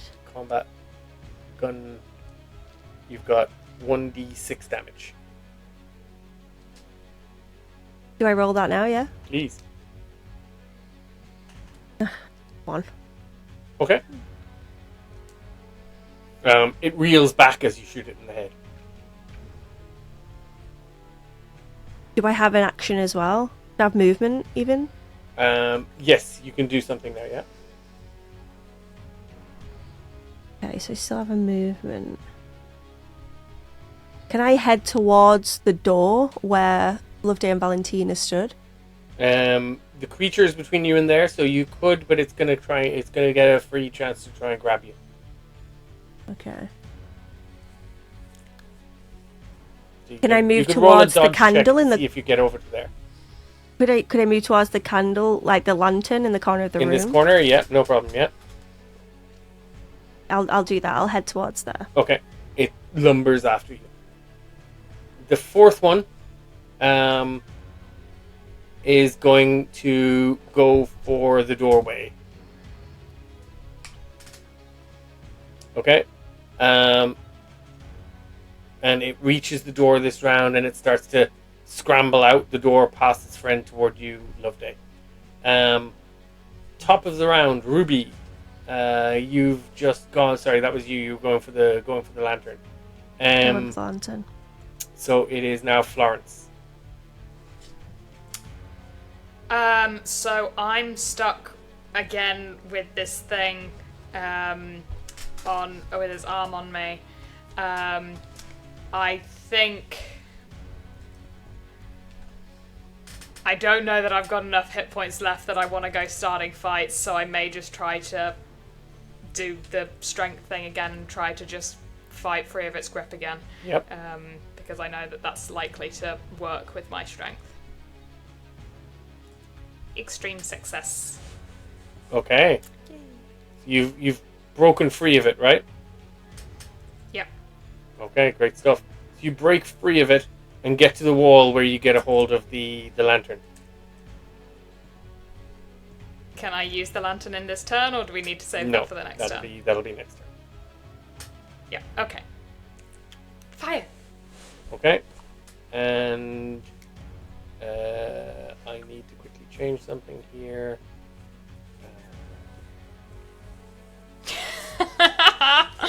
Oh, Paul is going to have an interesting time. He's Okay. probably He going should to join die. us. If he Ooh. doesn't die, then he's going to have an interesting existential Oh crisis. no, Pool's going to go insane and then we'll have to look after him. So your friend the Kimba is going for you. I keep saying that your new best friend Florence is coming after you, and it is going to try to attack you because it doesn't need to grab you anymore. It fails. Do you want to try and fight back, or? I mean, technically, I could say is the you've got a fire a lantern in your fight hand. back You at this could point? fight back by trying to hit it with the lantern. That's yeah. There may be an element of luck required there. Because you're not throwing it at it, you're going to actually smack it with it.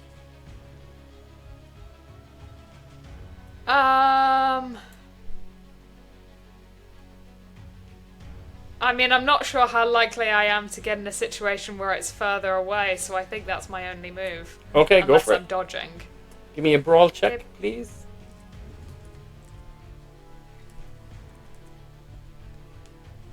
Oh. Wait, no, can I use... no. how much luck do I need? Oh, that's a lot Fumble of always luck. triggers. Fumble always triggers. Um, Luck and pushing rolls don't change it. You swing the lantern up over your shoulder, and the burning God, paraffin I'm gonna die. sloshes out of it All over Mick. as All you over swing me. it. And roll a d3, please. Actually, no, a d2. So roll a d6. 1 to If 3. that's a D. 1 to 3 is 1 or 2 it's going to splash on you, Mick. 3 or 4 it's going to splash toward Florence. No, sorry, Ruby.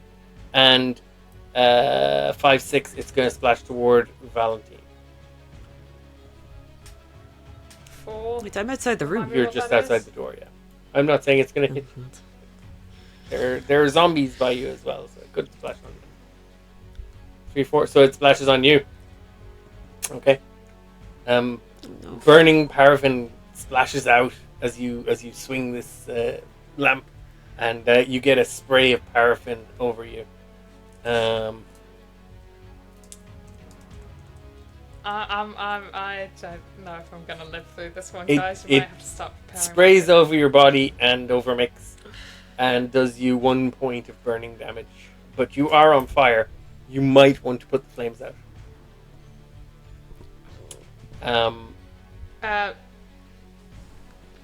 That's brutally so bad. do I get any more like actions, or is that just No, that's that was just it until the next? It also missed you, by the way, with its attack. Loveday out in the corridor. This creature is one creature's on fire in front of you, jostling and struggling with Valentine. The other one has just come into the corridor through the door and is coming at you. What would you like to do? I would like to also douse this one in paraffin, please. Okay. That was throw, wasn't it? Throw with the bonus dice, and I would suggest that you don't want to fail this. Yeah, At least don't fumble whatever you do. So it was a success on the first one, that my bonus is too high, but I did get a success. Okay. Cool.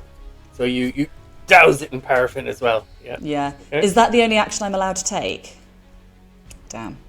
That's your action this round. Valentine, if you could just like... Sorry, just back to me. Did you? Sorry, Florence. Did you say 1 point or 2 points of damage? One. Okay, that's fine. Just checking that I've recorded it correctly. So. No problem. And then the one on you, Ruby, is going to come for you. Oh no, this is the one on Valentine. My bad. It's number 2 there. Oh. It's got you. It's fighting with you. It's jostling with you. It's on fire. It takes some damage. It shrieks louder. It's not like screams because they're not breathing. It's more like rasping noises as it struggles and grabs and wrestles with you.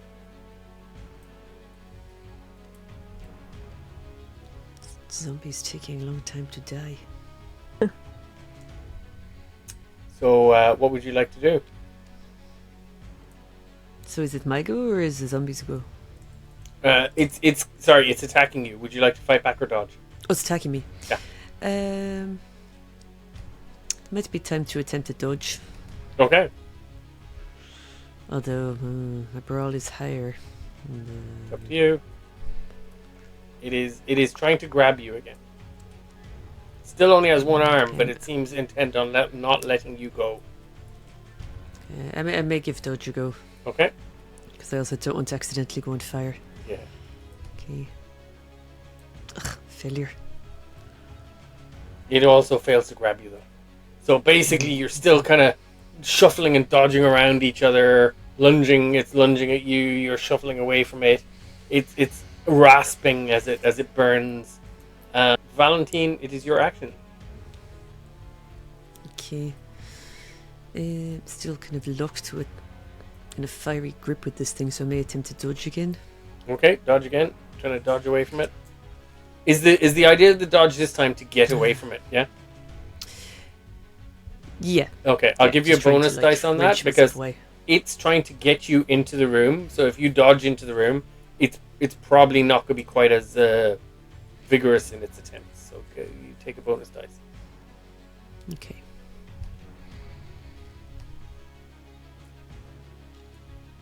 Four. So 40. No, okay. So you kind of dodge away from it. It does get a chance to grab you because you failed to dodge. It's fine. You try and dodge away from it. It tries to grab you. Again, the two of you just go in that weird dance as you dodge or duck away from it. Okay. Really The one starting to on hate you, this Ruby, zombie. it's charging after you and it's going to try and attack you. Would you like to fight back? You're holding gonna a go for it. lantern now. But we've seen how badly that can go. Yes, we have. I feel like I need to not be in this corner that I'm in right now. So I'm going to try and dodge it Okay. in the hopes that I can then move past it. Because I don't like my positioning right now. Where's my dodge? Dodge. And a hard success on the dodge. Okay.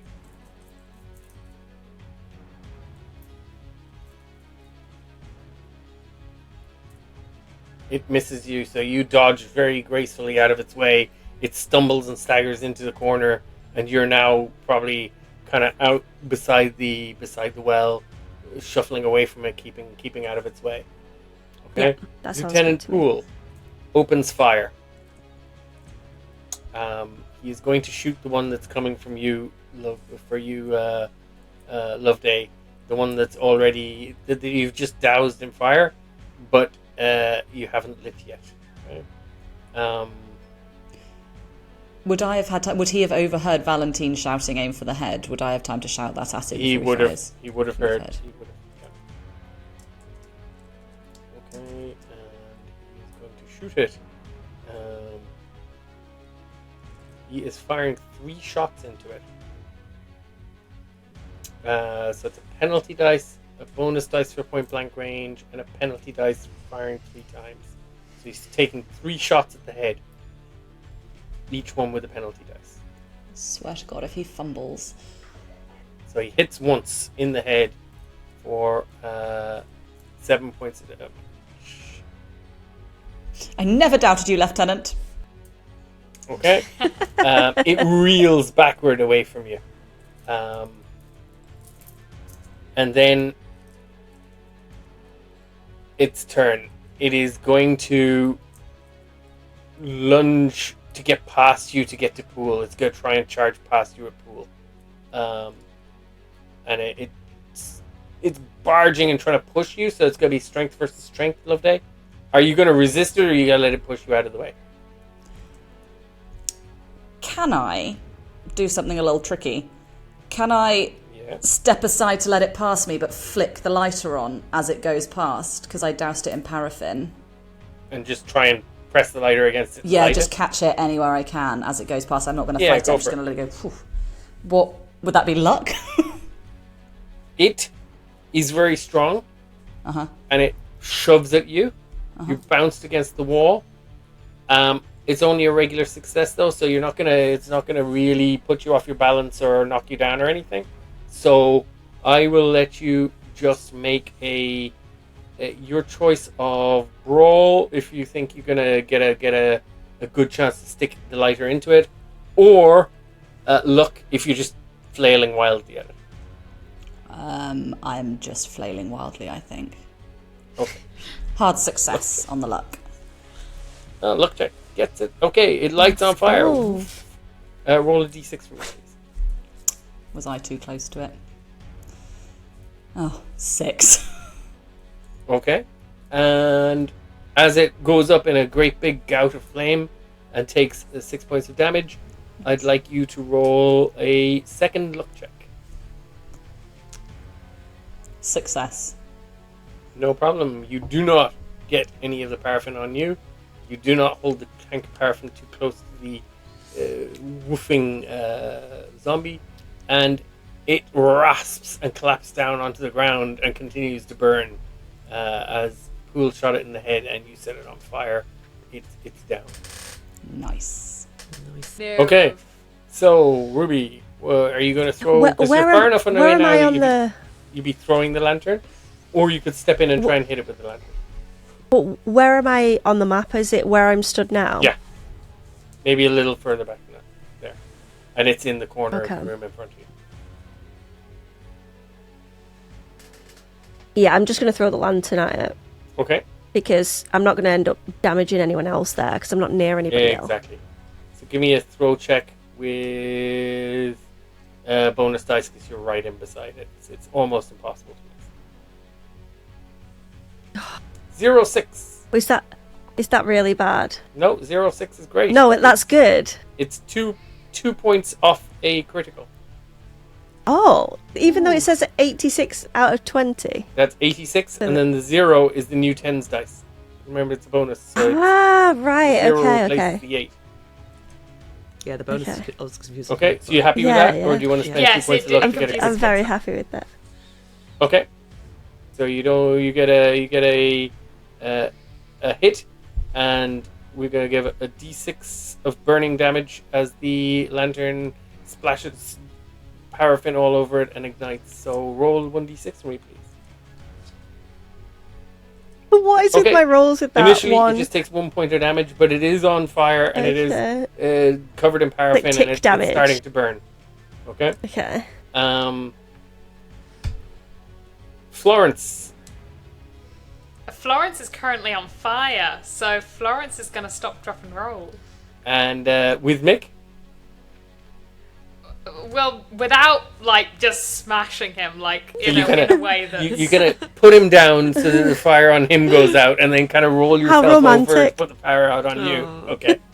As you do this, the creature is going to just go for you. Yeah, we're gonna get attacked, but we're on fire, so probably for the best. Okay. But I don't have a lot of hit points, guys. Someone please come save me. It misses. It doesn't seem to have anticipated this. As you kind of duck and roll, you kind of almost roll under its grasp.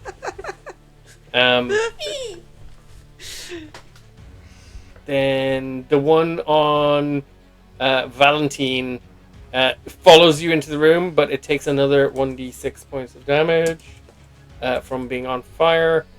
It takes another 1 point damage. It's continuing to rasp and come at you. And would you like to... Sorry, it's going to attack. Now that you're in the room, it's not trying to grab you anymore. It's just going to go for you. Do you want to fight back, or do you want to keep trying to dodge away from it? Sorry, above table. Am I currently away from it now because I dodged? So you dodged into the room. It's following you into the room. It's about 5 feet away from you, but it's coming at you, so it's getting back into brawling range now. Okay, but I'm not currently grappling with it. No. Okay. There's too many people in the room to shoot at it. You can't fight back with a shoot anyway. You can only club it, brawl it, or okay. Dodge Okay, I may just use the shotgun nearly like a golf club and just aim at the head. Wah. Just try and really hit it off. Okay, brawling check for me, please. Penalty dice on your brawl check because you're going for a headshot. Okay. It misses. Ugh. You also miss. Failure. Just roll that penalty dice anyway in case it turns into a fumble.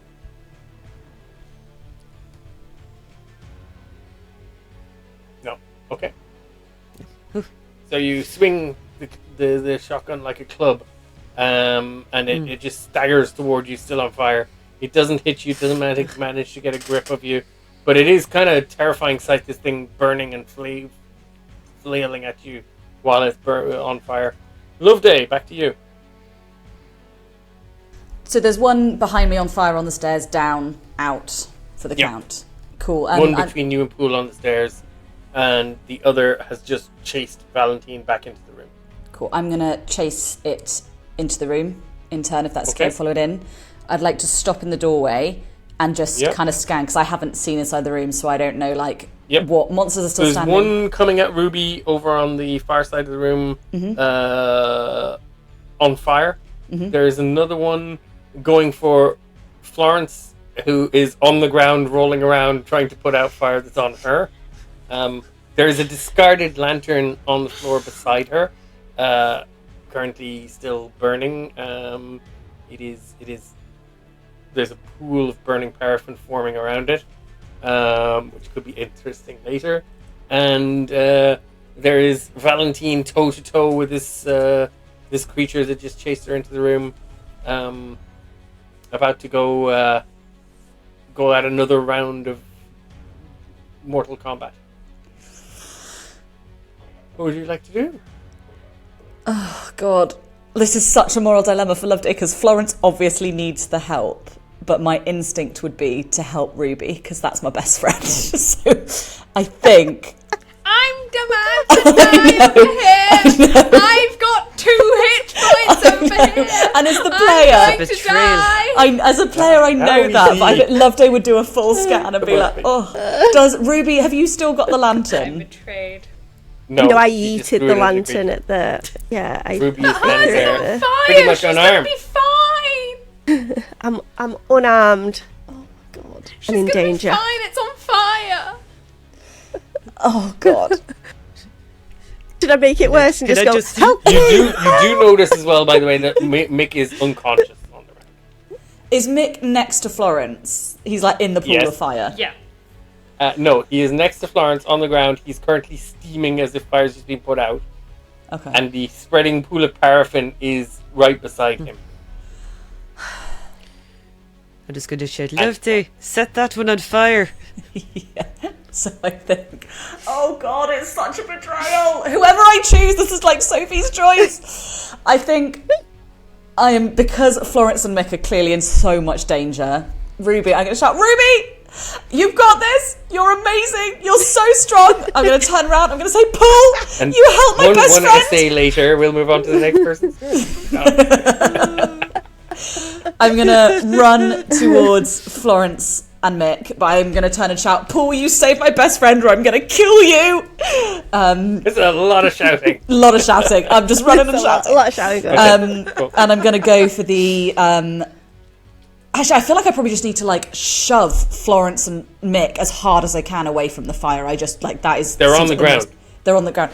Like shuffle them. I just want to get them away. Drag them away from the Yeah. fire. Just like as like one hand in each like shirt, just like yanking them out of the pool because I feel like that is the most imminent threat. Okay.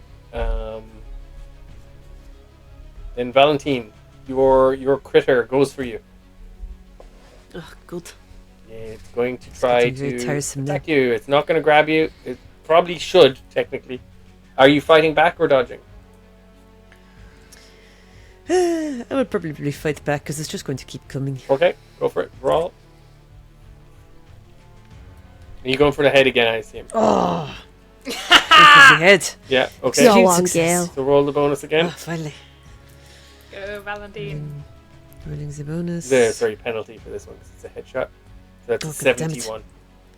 Wah! You think for a second you got it, but you're going for the head, and so it just glances off the creature's shoulder and misses. But it also misses you. God. Okay. Then, Valentine, on your own action, what would you like to do? You could now shoot it if you want.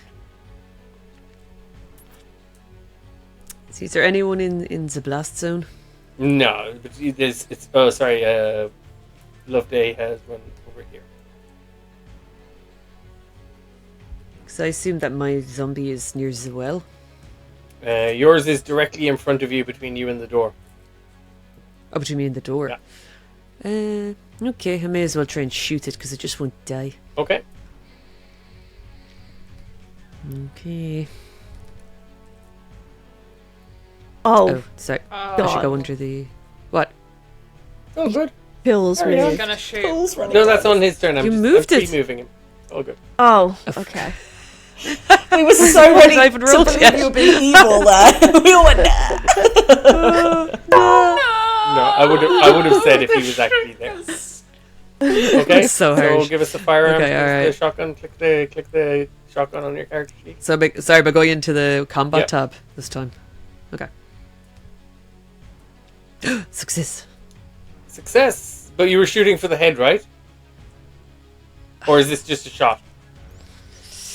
Because it does At so this much point, damage. it's probably just a shot because I keep Okay. going for the head and it keeps not working. So I just could like shooting in So that general. is another major wound. So roll Sweet.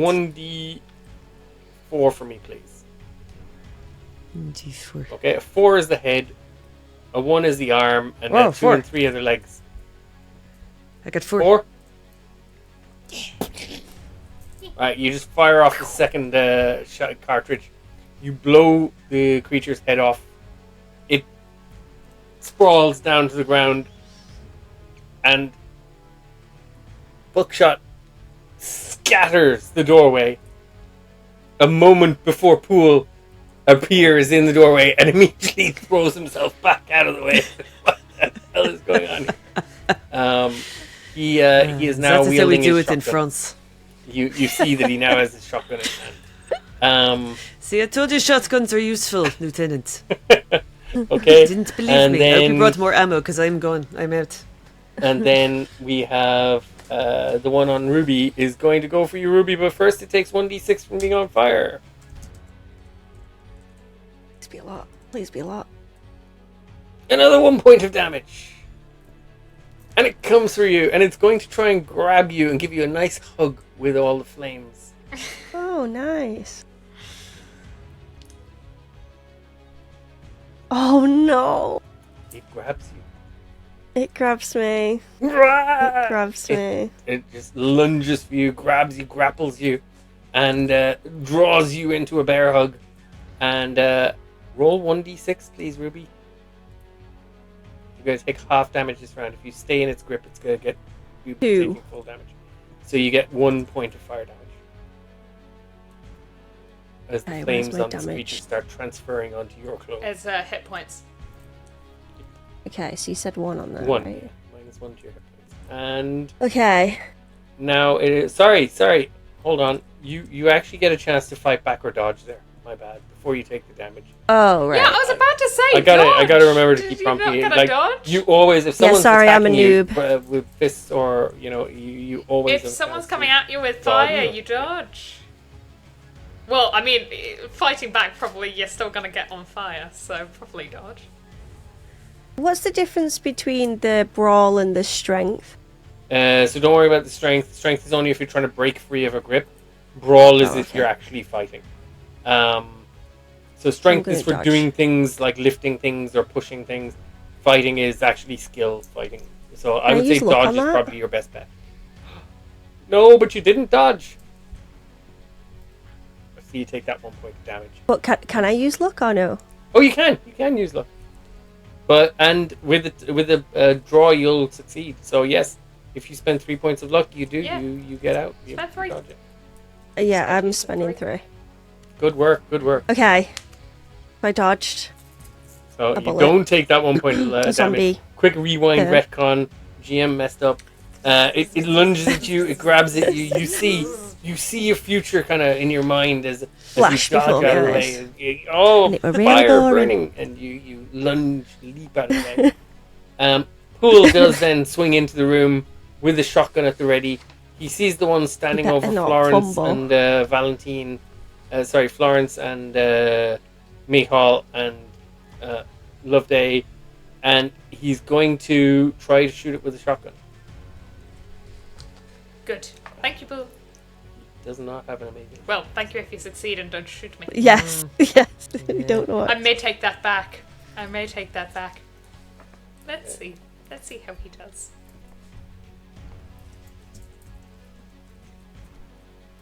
All the suspense killing me.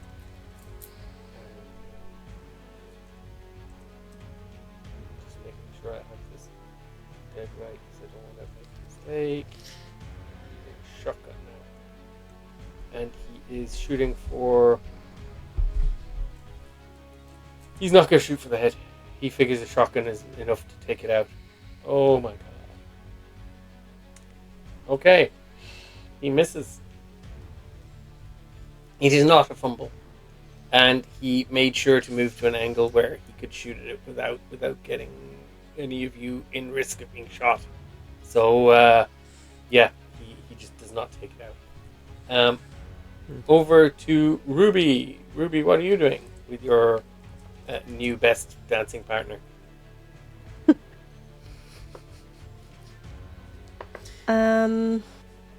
You gonna keep dodging and dashing out of the way and just let the fire take it out, or are you gonna do something? Yeah, can I flee at this point? Yeah, you can Can I dodge. just that's get the hell move out of the there? way. Run and live. So give us a dodge check, and if you succeed, it's not gonna get a chance to hit you. Oh yeah. A hard success. You duck and dodge and you slide. God. You basically slide over the plinth, across that well, quietly thanking your luck that the stone is solid and it doesn't collapse or anything. I didn't know that kidding. was going to be an option. You just kind of duck and slide out of the way, and it doesn't get an attack on you, and it will have to chase you before it can attack you this round. But does it take the damage from the fire? When it gets to its turn. Or is that in the neck? Florence. Right. So how Loveday has far grabbed you and is does- trying to pull you away from the fire, but she's also trying to pull Micheál. I'm going to ask her to give a strength check now to see how much progress she made in pulling you.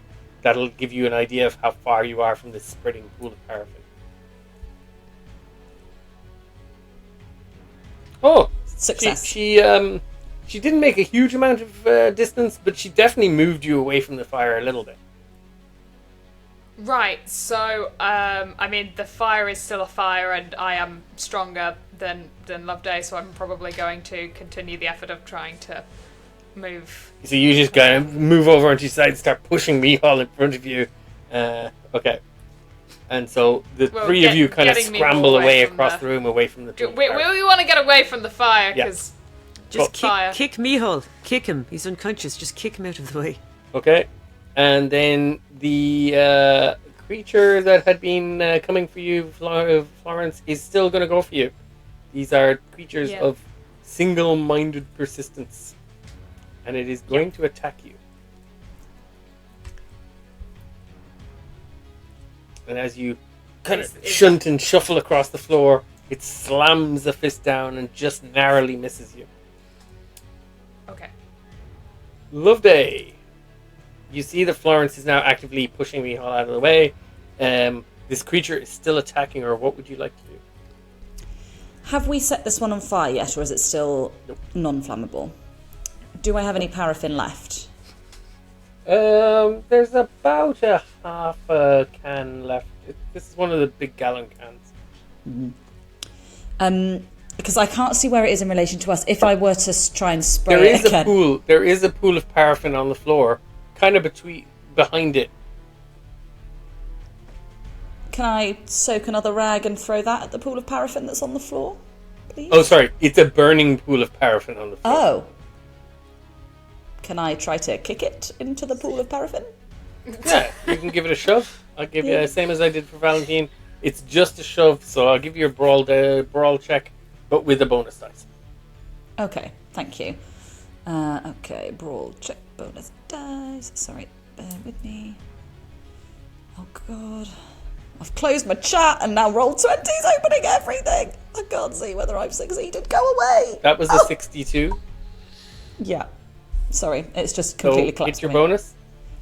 I'm just You want sorry, me to my hit your chat's bonus just for you? reloaded. Yes, please. If it's a bad That's roll, a then 72. What? Blame the sorry.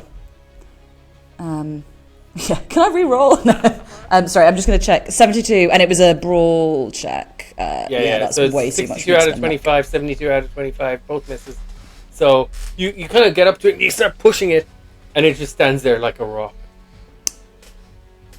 Cool. And it slowly turns its head. This one-armed creature turns its head to stare at you.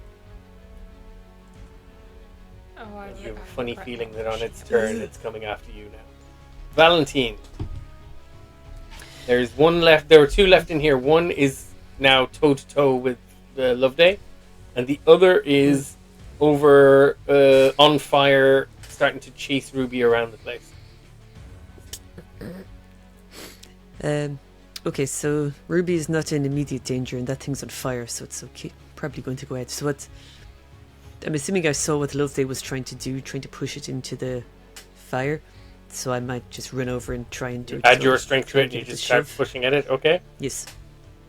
I will give you now a strength check to do this with a bonus dice. Strength. Because there's now two. Excuse me. Two of you pushing against it. You're helping each other. Okay. Hard success. Ooh. Oh yeah. Okay. You charge over into it. Excuse me. Charge over into it. Lower your shoulder. Just plunge in, and you shove it backward, and it staggers into this pool of burning paraffin, and it starts to burn. It doesn't go up in a woof. It's not made of wax or anything. But slowly the fire starts burning up its legs, and it looks down and it keeps coming forward. It looks angry. It does look angry. Roll 1d6 for me, please.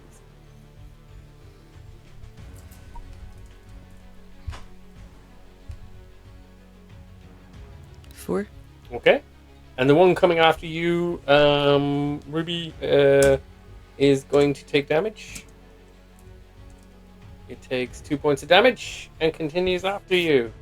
It's basically just chasing you around there. Unless you stop, it's not going to catch you because it's slower than you are. Okay. So I will let you take your action to keep your distance in a second. But in the meantime, Poole is firing another blast of his shotgun at this creature that's now being pushed back into the pool of paraffin and is on fire. And you hear him cursing under his breath. Stupid shotgun, should have stayed with a revolver. But boom! He blows an arm off the other arm off this creature. And it continues to burn. What's less dangerous now? Okay. Ruby, back to you. You gotta keep dashing away, dodging and weaving.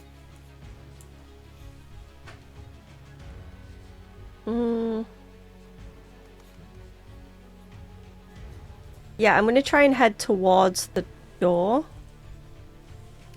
Okay. So where is the zombie that's the armless zombie right now in front it's of over Valentine? between Valentine and Florence. It's there, right? Yeah. Okay.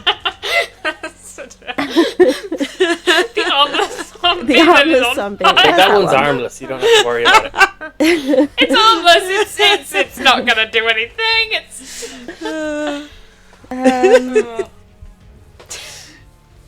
Yeah, I feel like I need to head towards Pool. Okay. You're going around here that way. Yep. Okay. Yep. Next And then- is. Do you want to pop off a shot with your handgun? I was while you're going at to say, do I get... Yeah, Yeah, yeah. do I get a... it? You gonna fire into the combat, or you gonna fire behind you at the one that's chasing you? No, behind. Definitely behind. We don't fire into combat anymore. No, we learn our lessons. Okay. Yeah, it's a failure. I missed. Miss. Okay, cool. You're in Miss, point yep. blank range, so you get bonus dice. Still a miss. Okay. 75. And Florence, you have pushed Micheál to relative safety. You see that your companions have shoved this creature into the paraffin and it's caught on fire. Is there anything else you'd like to do? Well, I don't really want to touch the zombie that's on fire. I may pick up Mech and put him back over my shoulder so that he is more safe. I'm gonna ask you for a con check for that one, please. Constitution. You are starting to get quite exhausted. You are very badly wounded. You've got a major wound. You might even have burst some stitches. Give me a Constitution check. If you try and pick up Nick. My constitution's very low. Okay. Hence my concern. Yeah. Okay. I don't succeed. Oh, you realize as you start lifting him, No. you're going to burst your stitches and you should stop. No. Oh. No. So yeah. Okay. But probably take a knee beside him and be like, oh god. Okay. Do you check for a pulse? Maybe give me a first aid check to see if he's actually alive. Yes, that's a very good idea. Where is it? And I'm good at that one. Not today, apparently. Yep, failure. You could tell he is hovering, either gradually dying or just about clinging to life. You're not sure which. Yeah. Okay. Okay. Jeez. That last one is now offended, has taken offense at you, Valentine, and it is going to go for you. Although it takes another d6. Give me a sec first. Takes another point of burning damage, and it lunges for you, Valentine, with its last flailing efforts. It's going to try and grab you and Wait. drag you into its embrace as it. Wait. As it, Is this the zombie that has no arms? Oh, yes, it's not. Yes. It does. It absolutely. So it lunges at you. It goes to grab you, and it's just toppling toward you because it has no arms. So it is not. It thinks it's grabbing you. It's totally convinced that these arms are flailing at you. But one is on the floor over there, and one is in Ruby's left hand still. I love the notion that after all of this, you're still holding it. You're still holding the arm. Give me a dodge check though, because this Exactly. burning zombie is actually lunging at you. He's charging it. Potentially Yeah. gonna Yeah. slam into Okay. you. Yeah. And hang it on, is I'll on give you- fire. Yeah, it won't get a Attempt hold to of you, dodge. but it could like Good. just lie on you. Oh no, failure. Okay, Oh no. roll a d6 for me, please. It's half damage for this round because it's not actually got a hold on you. 2. So 1 point of damage. you just get singed by the fire as this thing burns Oh, and no. comes to rest against you, just pushing against you as if it's trying to hug you with arms that aren't there. Ew. Yeah, I don't like to be it's hugged also by quite you. Get horrific. away. And I'm rolling a sand Uh, check for our dear Mr. Lieutenant Poole. He should have rolled it when he first came into the room, but I think the enormity of what he sees is now coming to him, and he passes. So no, he is Oh. somewhat disconcerted and upset that this bizarre debacle is going on around him, but he's not panicking or anything. So Loveday, what would you like to do? I think I can probably see that the 2 remaining zombies are handled. So could I try and apply first aid to Mick to stabilise him? You could, yes, absolutely. Because Florence didn't try and do first aid to do anything. She wasn't trying to treat any wound. She was just checking if he was alive. So you get to do a first aid. Extreme success. Yeah. You realise that he's been stitched up from a very, very severe gunshot wound to the chest. You see that he's taken a bit of a battering from being banged into a wall and dropped on the floor. You see he's burst his stitches by some kind of exertion. And you see that he's just been set on fire and is blistered and steaming. You managed to treat some of that in some way. Give me Stop the bleeding, I guess. least basically, you staunch it. stabilize him. He's not going to die because Cool. he was actually sliding down the slope into death. Okay, so you stabilize him. Valentine, this thing is on you, fire burning, Good. and it's lumbering against it. What would you like to do? So I'm trying to picture this. Is it like body slamming her? It's just bumping up against you with its chest. Imagine if it had arms, it was trying to put them around you, but it doesn't have any. This wants a kiss, that's it's all. a little God. What? absurd, but a little also horrifying. I want my personal space. This is terrible. Out of my personal space. Get my personal like space, you contact. disgusting, armless zombie. Ah, come on, You're he's so armless. rude. Bring him Armless. home as a Ah. pet. You did He's that. he's armless. He's armless. He's armless. Okay, so what you gonna do? Oh God, can I would like to just kick it in the chest. Go on, brawl. Can I do that? I'll give you a bonus dice because it's armless. Karate kick to the chest. I would. You just lift up your knee and kick it back. Good. Success. Yay! Okay, so you kick it. Roll damage for me. So, do you have a damage bonus? You don't. I think we established. I don't. So just I don't. roll 1d3 for me, please. I don't have a The d6 and divided by What? 2. Sorry, my bad. Wait, what? So hang on. So I'm rolling a d6. Yep, perfect. Okay. 6. Ooh, 3 points of damage. The main point of that is it doesn't really affect it. It doesn't even feel it, but you kick it over backwards. And I'm going to say if you get a luck check, you kicked it back into the pool of paraffin. Because it just came from there. So I roll. but you've kicked it straight over backwards. So I have to roll a luck check. Yep, please. Yeah. Hard Yeah. success. So you kick it over backwards into the pool of paraffin. And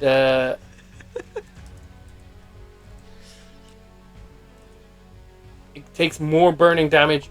It goes up like a Roman torch now, though. It's a hair. Everything is on fire. Ooh. It just starts, and it's flailing around on the ground. Flailing around without its arms. It can't get up, so it's just Just a wiggly worm. worming and wriggling around in the paraffin. And it's burning and it's screaming.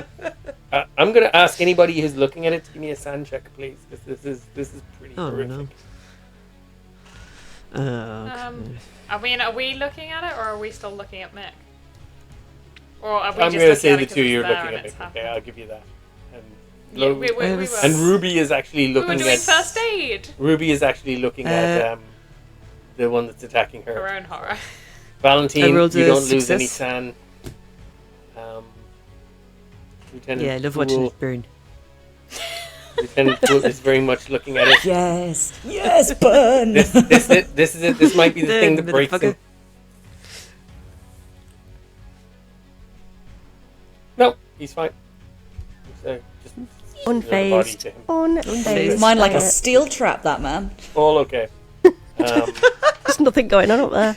He's just thinking about his sandwich that he never got to I eat. didn't get to eat my sandwich. I didn't get it in my sandwich, So and now that there's one a is zombie going to and burn it's to on death fire. there and then.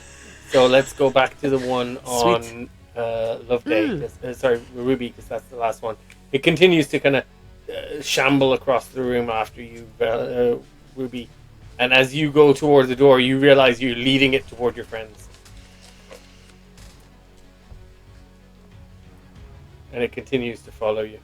Okay, and Martin Poole is going to take 3 shots with his handgun. He has dropped the But shotgun. while we're stood in front. He doesn't. He's a skilled police officer. He's Okay. unfazed by your He's presence. not Ruby Fontaine. He's also probably taller than us. Also a little panicked. Oh no. So let's not quit because he has only 3 shots left. So he needs to do something with these 3 shots. Ooh.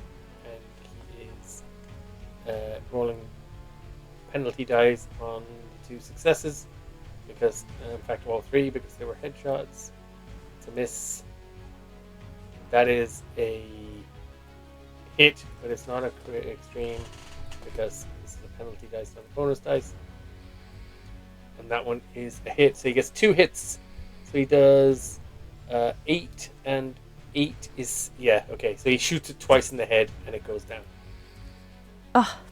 Oh my god, we did it, guys. After a moment, Is the that only it? sound is the hissing, groaning of this one that's lying on the ground, burning. And the one that's still on fire. Wriggles side to side. Shut up. I just stamp on its head. Yeah, give up. You're done. You're cooked. I recommend we leave and go to the hospital. Yes, I think we need to. Give us a second. What is this place? And he looks around. Could everyone who has Cthulhu Mythos please roll Cthulhu Mythos? And then after you roll that, we're going to take a brief break because I really need a bio break. Oh, I don't have any. Valentine. So you haven't got any from the books yet. You haven't got any from any. You haven't had any psychological episodes or anything like that. You're hard as steel. You're just resistant to all of this stuff. There is no mythos. You're just there watching the rest of us descend into Look at madness, these going, crazy this people. silly English, this silly English, this silly English. I just want to watch the zombies burn. That's why I'm here. I'm also a 0, but that's just because I read real slow and I picked the biggest book. So Morven and Ruby, Florence and Ruby. Okay, no, that is fine. Poole is looking around at all these carvings on the walls and there's symbols, and he's looking very disconcerted. We will see in a few minutes if you are making tracks and fleeing, or if you are going to stay to have a little poke around. Have a think while we take a break. Okay, so you are in this room. As I said, Lieutenant Poole is looking somewhat disconcerted and discombobulated, and what is this place? This is just wild, and he's looking around in shock. None of you are totally comfortable and au fait with this either, but you know you've seen crazy stuff before. You looking around the room, you see that there's still the drums in the corners. There's still that kind of covered over well with the winch chained to the great big stone slab to be pulled up. And Florence, you do recall, whether the player does or not is a different question, but Florence would recall that in the in the alcove where the creatures were, there was some kind of occult paraphernalia.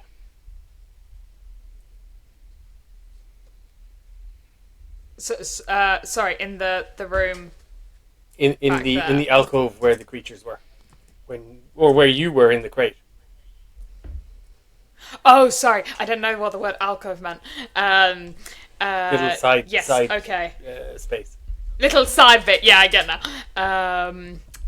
Okay, there was some occult stuff back there. I would be up for a quick 2-minute investigation and grabbing things, but I really think that me and Mick should get to a hospital. The police should be hearing as soon as possible. I'm just wondering, you think that well is where they might have put the other bodies? I mean, well, now I do. Yeah. Now I do. I mean, it's possible, or there could be something else lurking there that we don't particularly want to release. Well, maybe that's for the police. Can I have a... Oh, sorry. Yeah. Could I have a quick, just spin to see if there's anything in the carvings that jumps out at me as Florence is running to that alcove? Yeah, you did. You were kind of looking around. That was the Cthulhu Mythos check you made. Ah, I see. Cool. Which meant, yeah, nothing kind of any occult significance. It's just they are bizarre and strange shaped runes and carvings that don't really mean anything to you. You could take a rubbing of one, or you could sketch one or something, but that's without a camera. I think I'll just try and remember it really hard so I can try and sketch it later. But I think we probably want to. I was going to say, I think we should grab what we can and get out. If the police are on their way, there's a 50-50 chance they're just going to arrest us on the spot. So I really think we ought to move. You're going to take evidence out of here? Well, just don't look, Lieutenant. Turn around and face the wall. You did that for our help, didn't you? And we took out 3/4 of the zombies. I'm just gonna check upstairs, see what make sure that Silas and Kwane guy hasn't come back, and wait for the cops to arrive. Very good idea. Clean yourselves up down here and then get out as quick as you can. We will. Can I run the spot hidden check to see if there's something that we missed? Yeah, give it a spot hidden as you're looking around the room. Florence, you're going back into the side space? Yeah. Okay. Yeah. You just go grab stuff up, or are you stopping to look at it? Stopping to look at it. Okay. Mostly there's a collection of things wrapped in a leopard's hide, placed against the back wall, kind of out of the way. That was the first thing you noticed. But there's also a priest's robe and lion's claws hanging on a peg against the rear wall. Above them is a modern-looking chronometer. It's a technologically advanced clock, but complex. Give me an education check, please. Education, is that its own? It's one of it's edu on the attributes, characteristics. It's at the top of the sheet with strength and that stuff. It should be near your int. Oh, I was looking under skills. Yeah. Hard success? Ooh, okay. It is a chronometer. It's not showing the correct time, but as you're from England, you realize immediately that it's showing the current time in GMT. Greenwich Mean Time. Huh. That's the time back home. Okay, so I also got a spot hidden, had success. Okay, do I as just you're looking around out in the outside part, so both of you, there is nothing else really of note here, although you do notice that the winch and the chain seem to be very regularly used. There's wear and tear. They're definitely this slab is lifted and lowered on the regular. Okay. Okay. So Florence, just to give you a list so you can write it down, I will send it in Discord later as well, or put it in. I'll actually put it into a sheet for you in Roll20. There's those lion claws. Okay. They're kind of on a glove-like garment. They can be worn, but they're definitely claws, and they could be used as a weapon. There is a robe.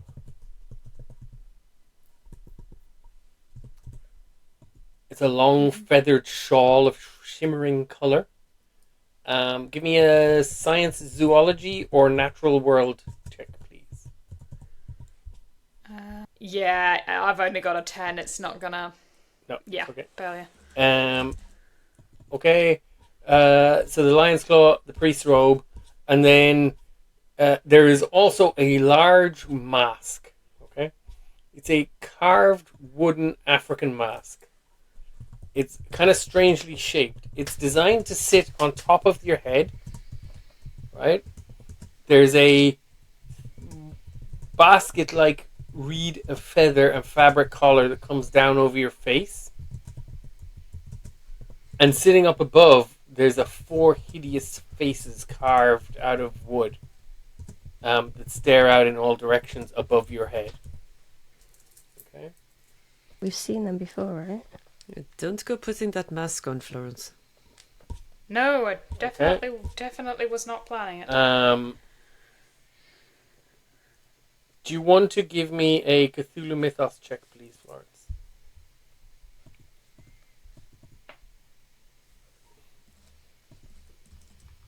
Failure. No, that's okay.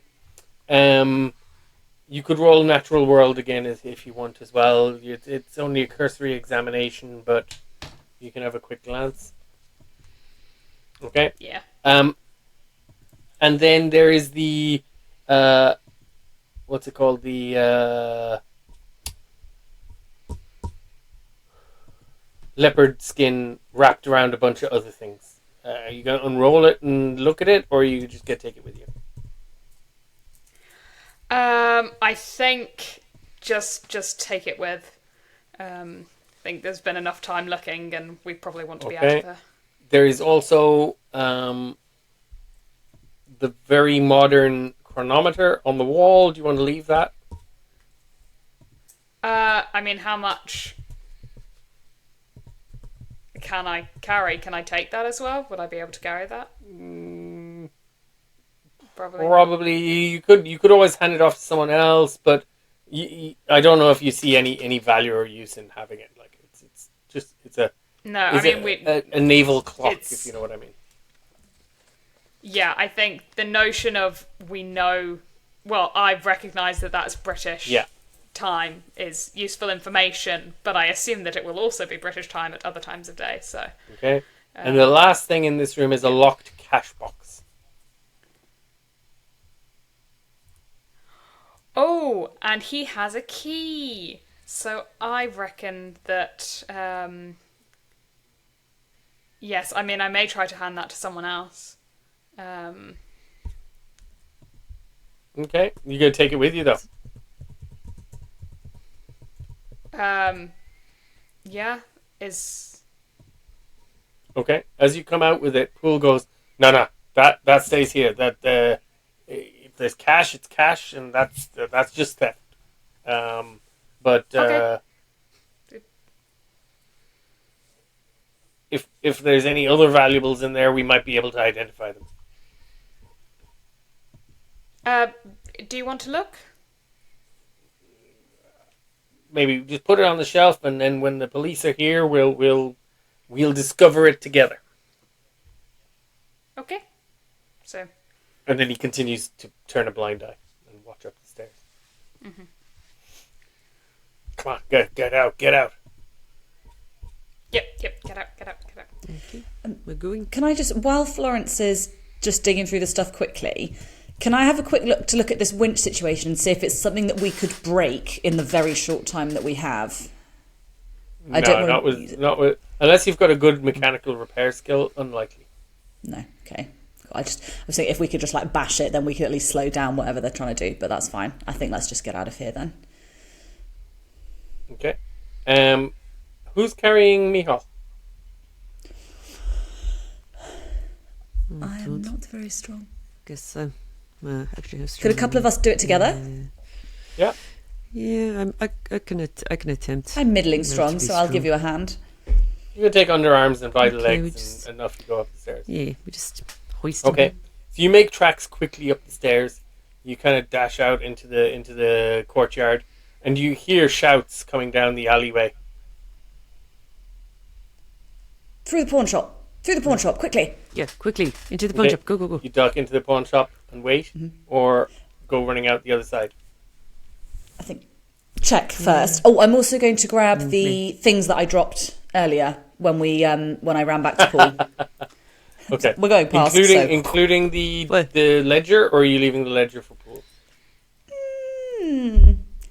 Yeah, take the ledger. I think we should take. Yeah, we should take the ledger. Yeah, and then I'll drop it back off with Paul later. Yeah, we'll just forget to give it to him. Okay. Give him something. He has helped, but That's true. What? Yeah, but is he actually going to do anything with the loot? maybe. Well, as you hear people dashing up through the courtyard and running into the pawn shop where Pool is going, in here, guys, in here. There's something really crazy going on. I think if I'm doing if Loveday is doing the grabbing, it would not occur to her to leave something for Paul. She's just going to go grab it all, Grabbing everything and up, run. taking it. Yeah. Okay. Sorry. But you're helping me carry Mick. Oh yeah, Ruby, grab the stuff. I'll grab the stuff. Yeah, Okay. I'll grab everything. As you're grabbing up the stuff, Ruby, do you have a little look at this ledger? No. Okay. I just keep holding Shove it all into your handbag. Yeah, we're in a rush. I've got no time to you be. shove the paperwork and nosy. the ledger into your handbag. You grab up this weird bundle in a leopard skin, and you book it out of there. Okay. As you go, I assume when you go out the front of the pawn shop, you're not running, sprinting down the street. You're carrying Micheál cautiously, kind of looking for a way to get out, maybe a taxi cab or something like that. As you walk down the street... We didn't drive. Did we not? No. Some of you might have.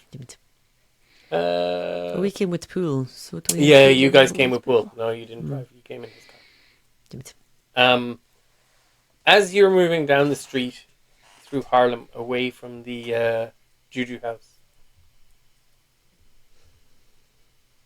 you hear an unearthly shrieking, screaming sound from behind you.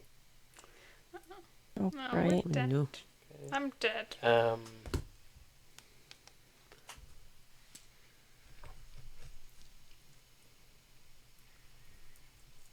It's not.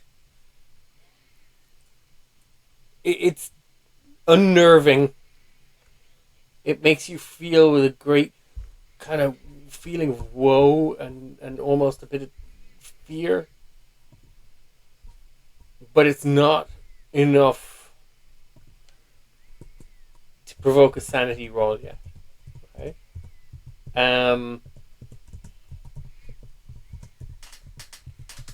Almost immediately after, you hear gunshots. Frantic, rapid gunshots. Number of guns firing. Then you start hearing screams. Do you keep going or do you go back? Run faster. I think we're gonna have to. Yeah. We're gonna have to move quicker Move because quicker. Mick's not in any Flag fit down a state right taxi. now. Yeah, we need to get to I the don't hospital. think we're gonna survive another fight. We're not gonna survive another fight. You Or at can least me and Mick make it aren't. to a hospital. Maybe you guys Okay. can. You hop in a taxi. Make it to a hospital. Get Mick to a hospital. Are you going to the nearby hospital in Harlem, or are you going further afield? I think you're not critical, are you? I think maybe let's get a little further Actually, away. sorry. I'll put it Oh, okay. as you're in a taxi and you're saying we need to go to the hospital. Micheál, his eyes flutter open. He goes, "It's the address. Take me to this address," and he gives you an address in Manhattan, a little south of Harlem. Okay.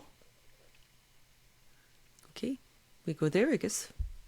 Okay. Well, I hope they're also going to help heal me and not just Mick, because I'm also injured.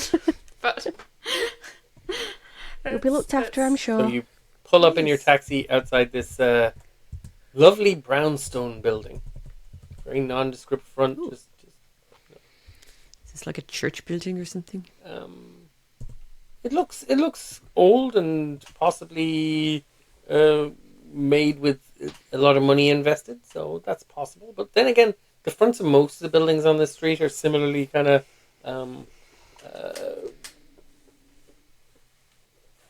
pleasant, well maintained. You go up to the door. Mick has kind of slipped back into unconsciousness again. Do you have the cab wait for you, or do you just get out and stand on We the just side of the street launch with money arms at... full of leopard skins and shotguns and Yeah. accoutrements? I think they've seen worse. yeah. But yeah. I'll slip an We're gonna do New extra York. large tip and say, and if you could forget most of what you've seen us carry, that would have been marvellous. Thank you. Have a lovely day. Florence, roll me an idea check, please.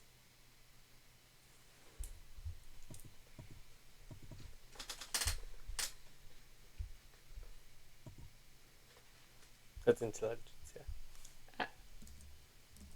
Oh, you could... Oh, it's one. Would just one make it a success? Mm-hmm. Yeah, I'll spend one luck to Okay. get a success. As Loveday is starting to pay off the taxi driver, you remember a conversation you had with Micheál on the way to Boston, where he told you, "Don't worry about that mask. I've had it dealt with. I know people in the church who get rid of things like that."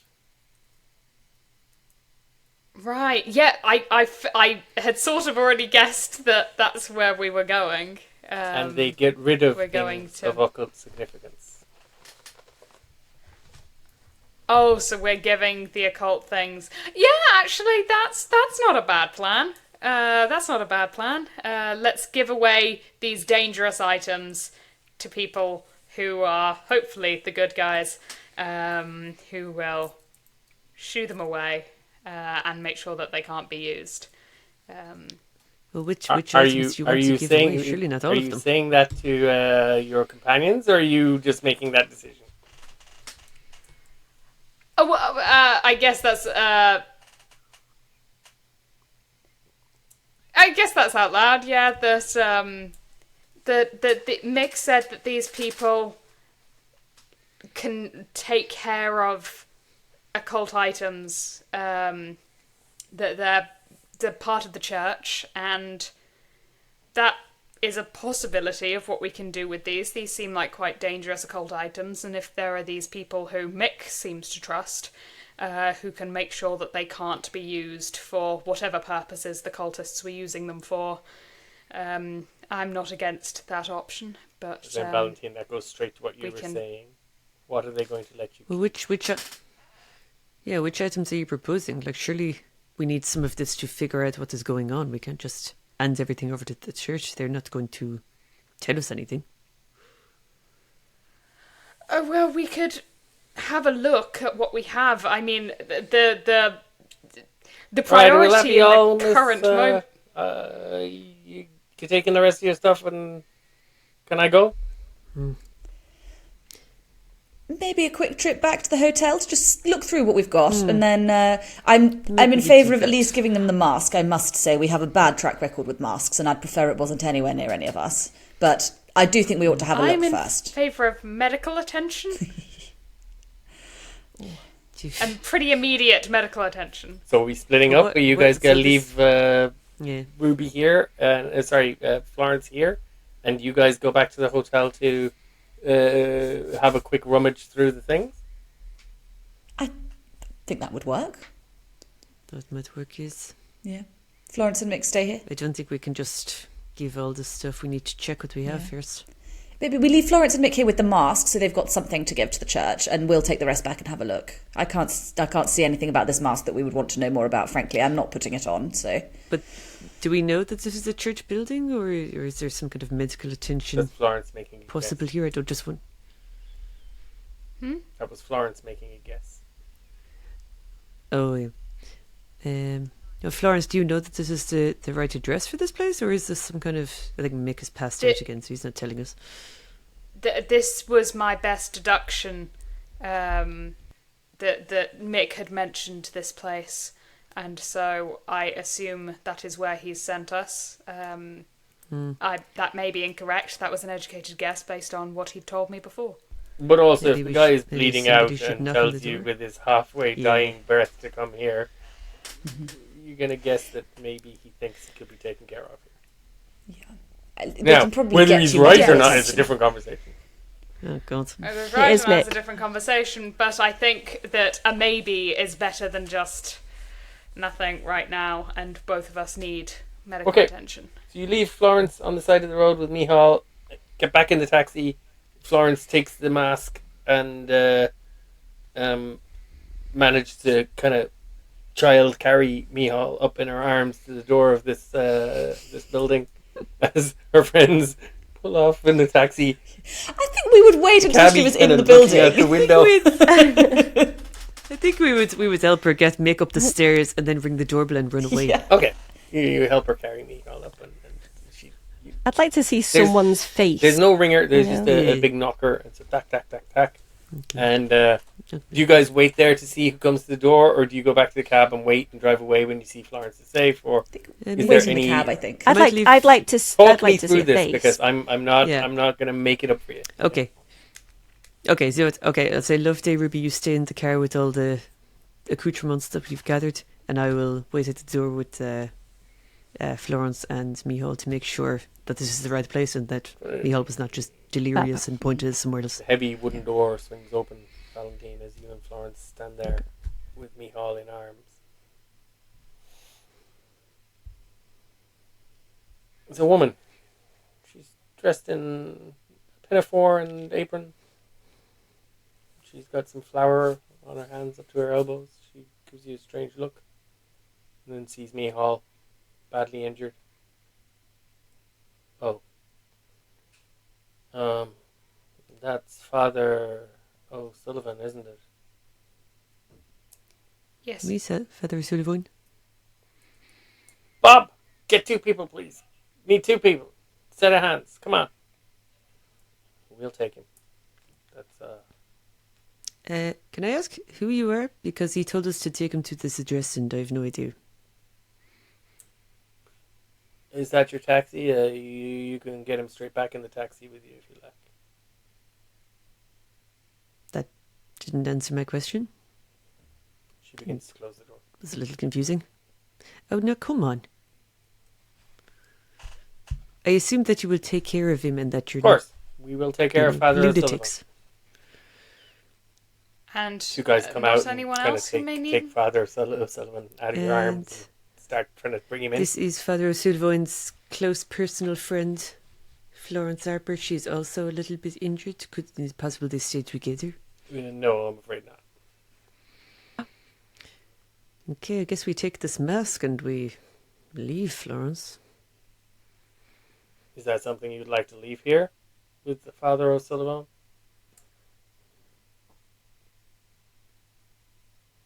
The woman, her face has gone very impassive now, but there's no stress, she's like, she looks like a housewife dealing with the delivery of groceries.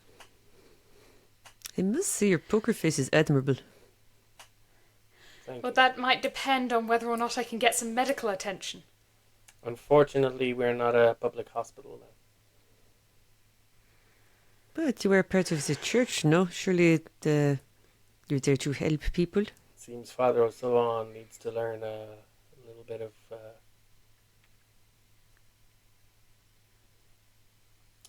shall we say, discretion.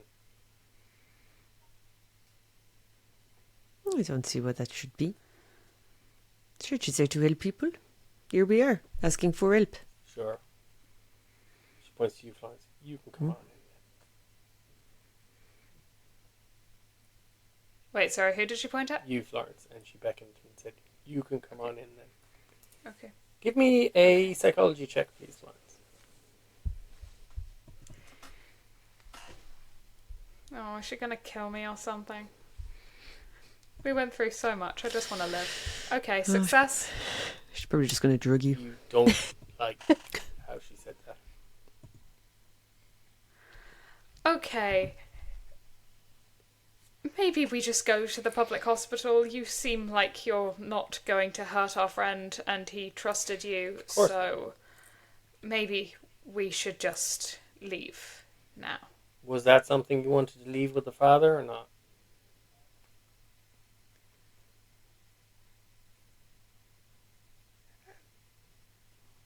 I'm not sure how much I trust these people, Florence. What do you think? Mick trusted them. Things fate does to people. Okay, fine. We'll give you this really ugly-looking mask. That And, well, we'll ask Father O'Sullivan when he wakes up what we should do with it. That's fine. lovely. Okay. Then when should we pick up the father? He'll be in touch.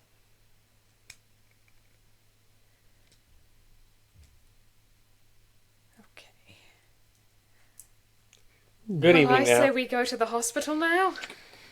Yes. Good. They really don't work very hard at converting people, do they? They're That's very friendly bad at church. converting people. What are these? it may These not very be their bad mission. Christians. Let's. Shall we say? If Well, it's, if it's gentlemen. I would like Florence to be somewhere where she's not going to die. Can we please go to the hospital Okay, now? all right, Florence. We'll I take you was to the waiting for hospital. you guys to leave Florence on the side of the street and have her turned away. I was like, this is going to be terrible. I would have felt so bad. Savage. Okay. So you get back Yeah, in the I didn't want to leave her car. bleeding on the steps with me all. You get back in the taxi. And this poor, very confused taxi driver now gets his third set of instructions. But he's already seen how lovely. Of course. So he is very happy. Yeah, he's Are you a happy. Catholic taxi man? Um, Maybe don't join you their drop church. Florence off to hospital. Yes. Does anyone stay with her? Be seen. I think probably all stay with her. I will stay with. Someone stay. I'll One stay with person Florence. stay, two people go. Valentine Okay, stays that's a with her. good division of labour. Okay. Ruby I'll and stay. Loveday go back to the hotel. To drop the Stash the the stuff items. and start having a look, I assume. And we'll say, come back to the hotel or phone us if you're going to get held up. And if we don't hear from you, we're going to come back this evening and check on you and see what's going on, all right? Me. Okay. Yes. So you go back to the hotel, the Waldorf Astoria. Loveday, how did you say you were getting word to Tommy again? You left a message somewhere for him. Oh, I Think- did. Call you. I at think the- I left a message with the switchboard Oh, the lady answering because service. he's rich That's enough it, to the have an answering answering service. service. Yeah. Yeah. So the answering service is going to take. Okay. So you get back to the Waldorf Astoria. Valentine, you and Florence go to the hospital. Florence, you're attended to. I'm not going to make medicine checks to them. You came back. 2 untreated wounds. You gain back 3 hit points. The gunshot wound was already treated, so there are no more hit points you can regain for that one. Okay. Does that bring you up to half your hit points? 5 out of 11. Not quite. Okay. So they recommend you stay in for a couple of nights. It's up to you whether you take that advice.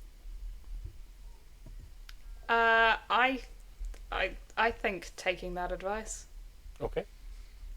So you check yourself in. Valentine, you hang around and talk to Florence as long as she needs you. We'll come back to you in a little while to decide to see what happens. Back to Loveday and Ruby. You make your way into the Waldorf Astoria. At the front desk, you're greeted cordially. Loveday, you're briefly pulled aside. Miss Llewellyn, a gentleman called looking for you several times. He gave a name that we did not recognize, but he did seem to be quite insistent on speaking to you. So, given what we discussed the last time we had a conversation, we opted to not give him any information and did not confirm that you were staying here. Thank you so much. That's terribly kind of you. That's exactly what I asked. I'm so grateful. When did the gentleman last come by? He telephoned about an hour ago. He has rung 3 times. If he calls again, would you ring up and let me know? Could you get him to leave a number, perhaps, and then I'll make a decision whether I'd like to be in touch. I'm still undecided. Very good. I mean, you'll be able to tell from the number if it's somebody you know. Yes, that would be wonderful. Thank you. So you should be able to tell if it's the wrong man. Yeah. Okay. And they let you go upstairs. Upstairs, you go into your rooms. You divest yourselves of all this paraphernalia you've been carrying around. You have back your notes now and your color clippings and stuff. I'll put them all back up on the board. Now, I need, before you have a quick look at the stuff you have, I need a luck check. I need a group luck check, and it will not include Micheál because he is still unconscious. So, group luck check is whoever has the lowest luck in the group is going to make the check. Oh, my bad. We got so excited and just rolled. I know. I'm 73 total. 52. 55. 89. Oh, so it's me. Ruby. It's you, Dakara. And you got a hard success. And I rolled a hard success. Sweet. So, the lowest luck is Ruby, and Ruby gets a hard success. And it's a good thing it's a hard success. Why? An hour Why is later, that? you get a phone call from Lieutenant Poole.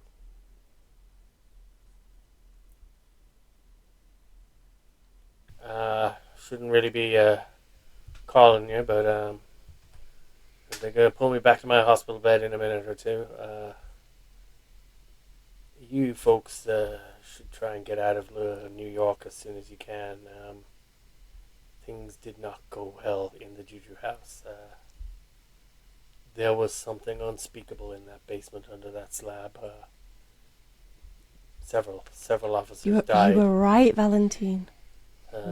Some more have their minds broken. I narrowly escaped with my life, and I'm not sure if my mind is fully intact. I'm not going to describe or talk to you about what it was. I think the nightmares the NYPD officers will be having is enough for now.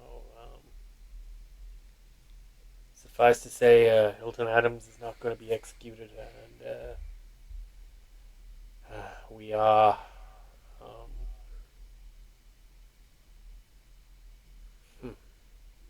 actively pursuing Makunga Madari and any associates. This is seems to be quite a widespread conspiracy. That lockbox had trinkets and jewelry and identifiable items from at least 20 individuals who he seems to have kidnapped and killed.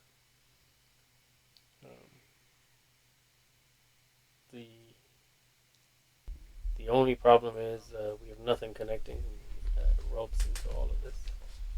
Now, we're going to pause there. In the preceding hour, you've looked through some stuff and you've done whatever you need to do. Did you review the things you took away with you, or did you just go for dinner? I think we would have reviewed. Or I did you think we call, looked over somebody it. to make a phone call? Okay. Another phone call. So you look through the stuff you took. There's the things I already described. Okay. Then in the wrapped up bundle you took from Silas and Kwane's quarters in the Juju House. You find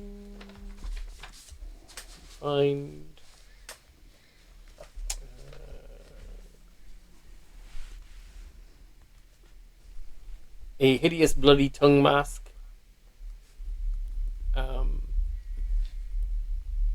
Please give me a sand check when you look at it, as it is not just with a strip of red cloth. It is actually complete with a mummified human tongue. Hard success for me.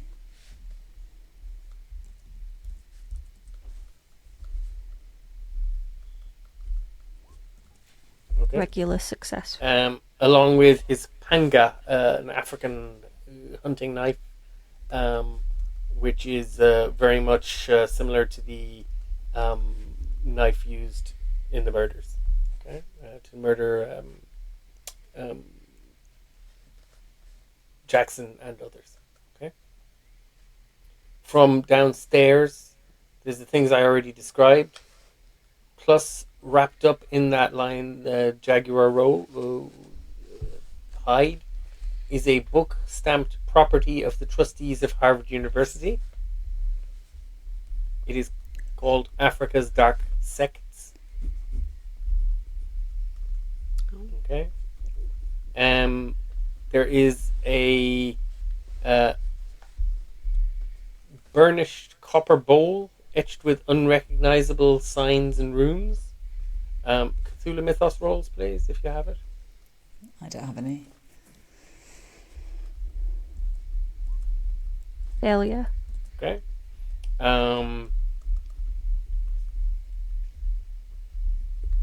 There is a carved scepter. Looks African in origin.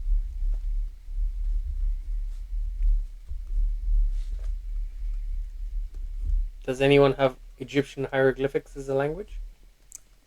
No, I chose Latin. Carved What a with waste. strange markings. There is a headband of grey metal with various cuneiform-like characters scratched into the surface, and it's curiously warm. Cthulhu Mythos roll.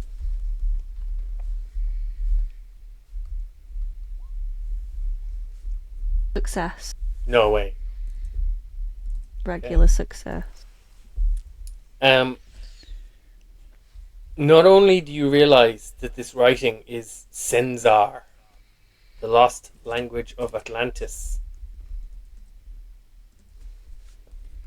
but you also realize that it's some sort of protection device related to an outer god called Nodens.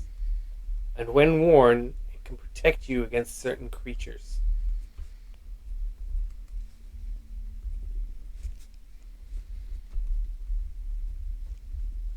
Okay. I mean, that could be handy, right? And there is another bloody tongue mask. Please roll sanity checks.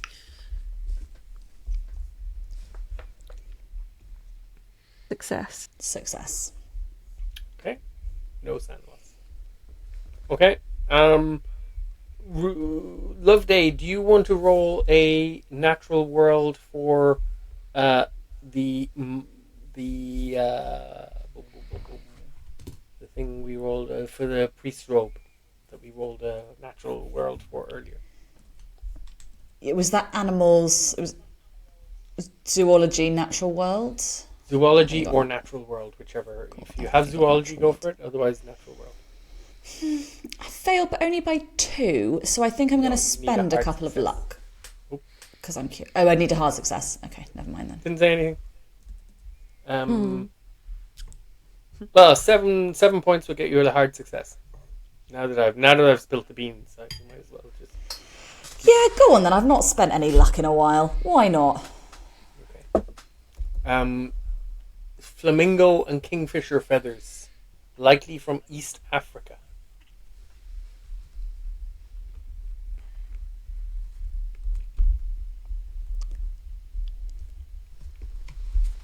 Okay. And yes, that's that. Okay, cool. And And then the last thing that you examine is the ledger. Do you read through the ledger, or do you just put it to one side and ignore it? I think have a quick flick through to see if anything jumps out at me, but to be honest, I'm now thinking more about making plans to get out of New York. Just mainly boring records of the shocked incoming expenses. You could give me an accounting check if you want to see if there's anything odd or wrong about them. I'm not confident. Yeah. Oh my god, that was nearly a fumble. Oh, yeah. Or we could just focus on the fact that there is a recurring weekly payment to WR14.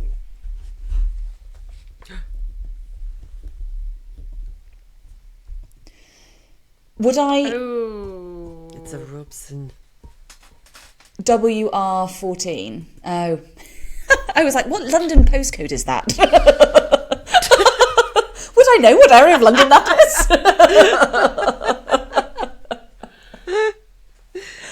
Perfect.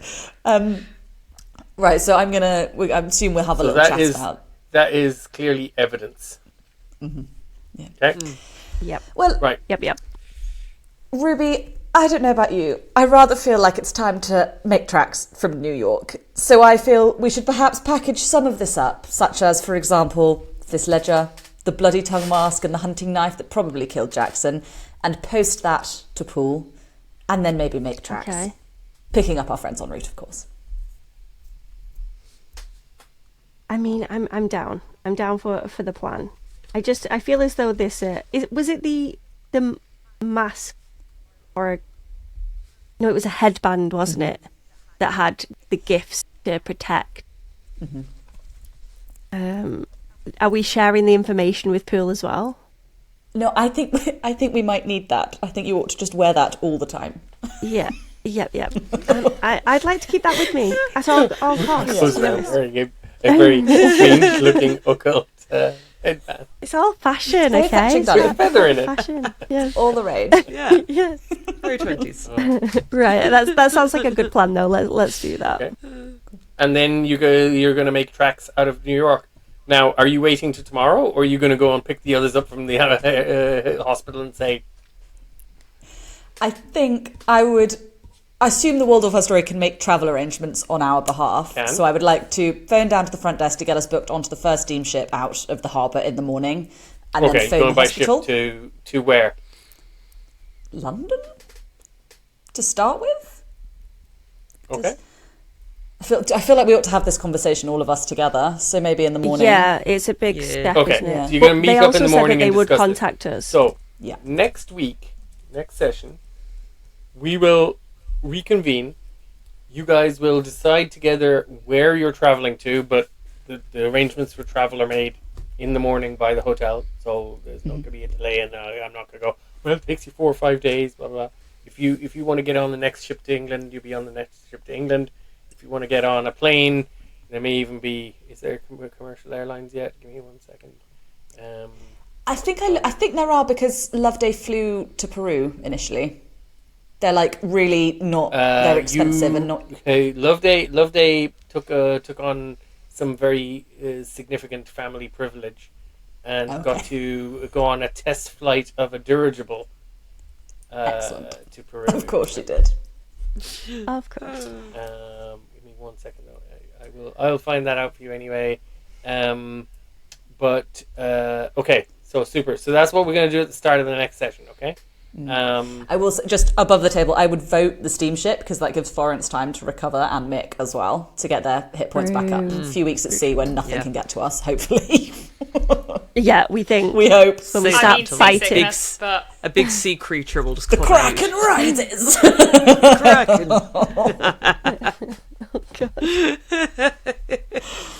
Excellent. Okay. So let me see. U.S. England sea voyage, air travel, international air travel. No, international air travel is by 100 mile. So I'm pretty sure there's no international transatlantic air travel. I was pretty confident in that. There are beginning, I think in 2 or 3 years, there will be actual commercial dirigible flights, but right now they're only private. Okay, Cool. so you're going to take the steamship to London or beyond, and we will decide that at the start of the next session.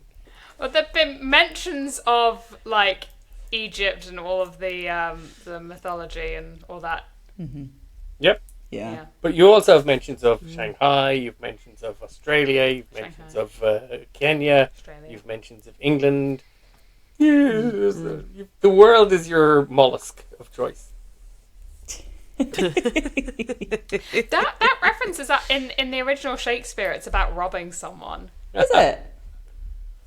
Like that's what. So it says it's one guy asking for money from another guy, and he says, "I won't give you any money." And the guy who's trying to rob the other guy said, "Then the world is my oyster, which I with sword shall open."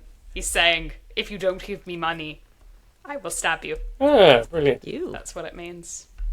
Your poetic way of saying I'll stab you. Yeah. Yeah, Shakespeare did that. He's had poetic ways of making dick jokes. Yeah. It's sort of his thing. Oh, I know, yeah. The Merry Wives of Fabulous. Windsor, is it? Yeah. That was a bunch of them. Yeah. No, I was more alluding to Terry Pratchett, who paraphrased that continually as "the world is your mollusk." Yes. Yeah. Yes. Okay, Enjoy Terry Pratchett. so congratulations on staying alive. I did not think all of you. I didn't think it either. I for a moment didn't think I felt any I of was you so dead. were getting out of the Juju House alive. But very, very pleased to see all of you survive that. We're real lucky. Mine's intact as well. Although, Ruby, that was one big hit insanity. But nobody hit the threshold for indefinite insanity, and nobody got temporary insanities. This is great crack. Poor Bob poor Micheál is suffering, but we'll find out in a couple of weeks if he recovers or if somebody else joins up with you in whatever stop you're in next. In the meantime, good job, thank you very much, and thanks to everyone who's watched this episode. Hopefully you enjoyed as much as we enjoyed playing through it. A slightly better combat scene from my perspective as a keeper. Perhaps not better in terms of the number of successes versus the number of failures. As it's very interesting to try and keep a combat moving where both sides are failing 80% of their attack rolls. But definitely better than the clumsy hames I made of this Gramble and Brawl in the Speakeasy. I was slightly better prepared for this. I did expect combat to happen. Not saying I didn't expect Morven and Bob to decide to take on a bunch of people in Speakeasy. I would never comment on any of their decisions in that way. But I hope you all enjoyed it anyway, and we'll see you next week. As usual, like, subscribe, drop a comment. Tell us how you think the combat went. Tell us if you think the group could work on any skills while they're on the boat. Perhaps skeet shooting off the back of the ship, or who knows. Feel free to give us some recommendations. Thank you very much, folks, and see you next week.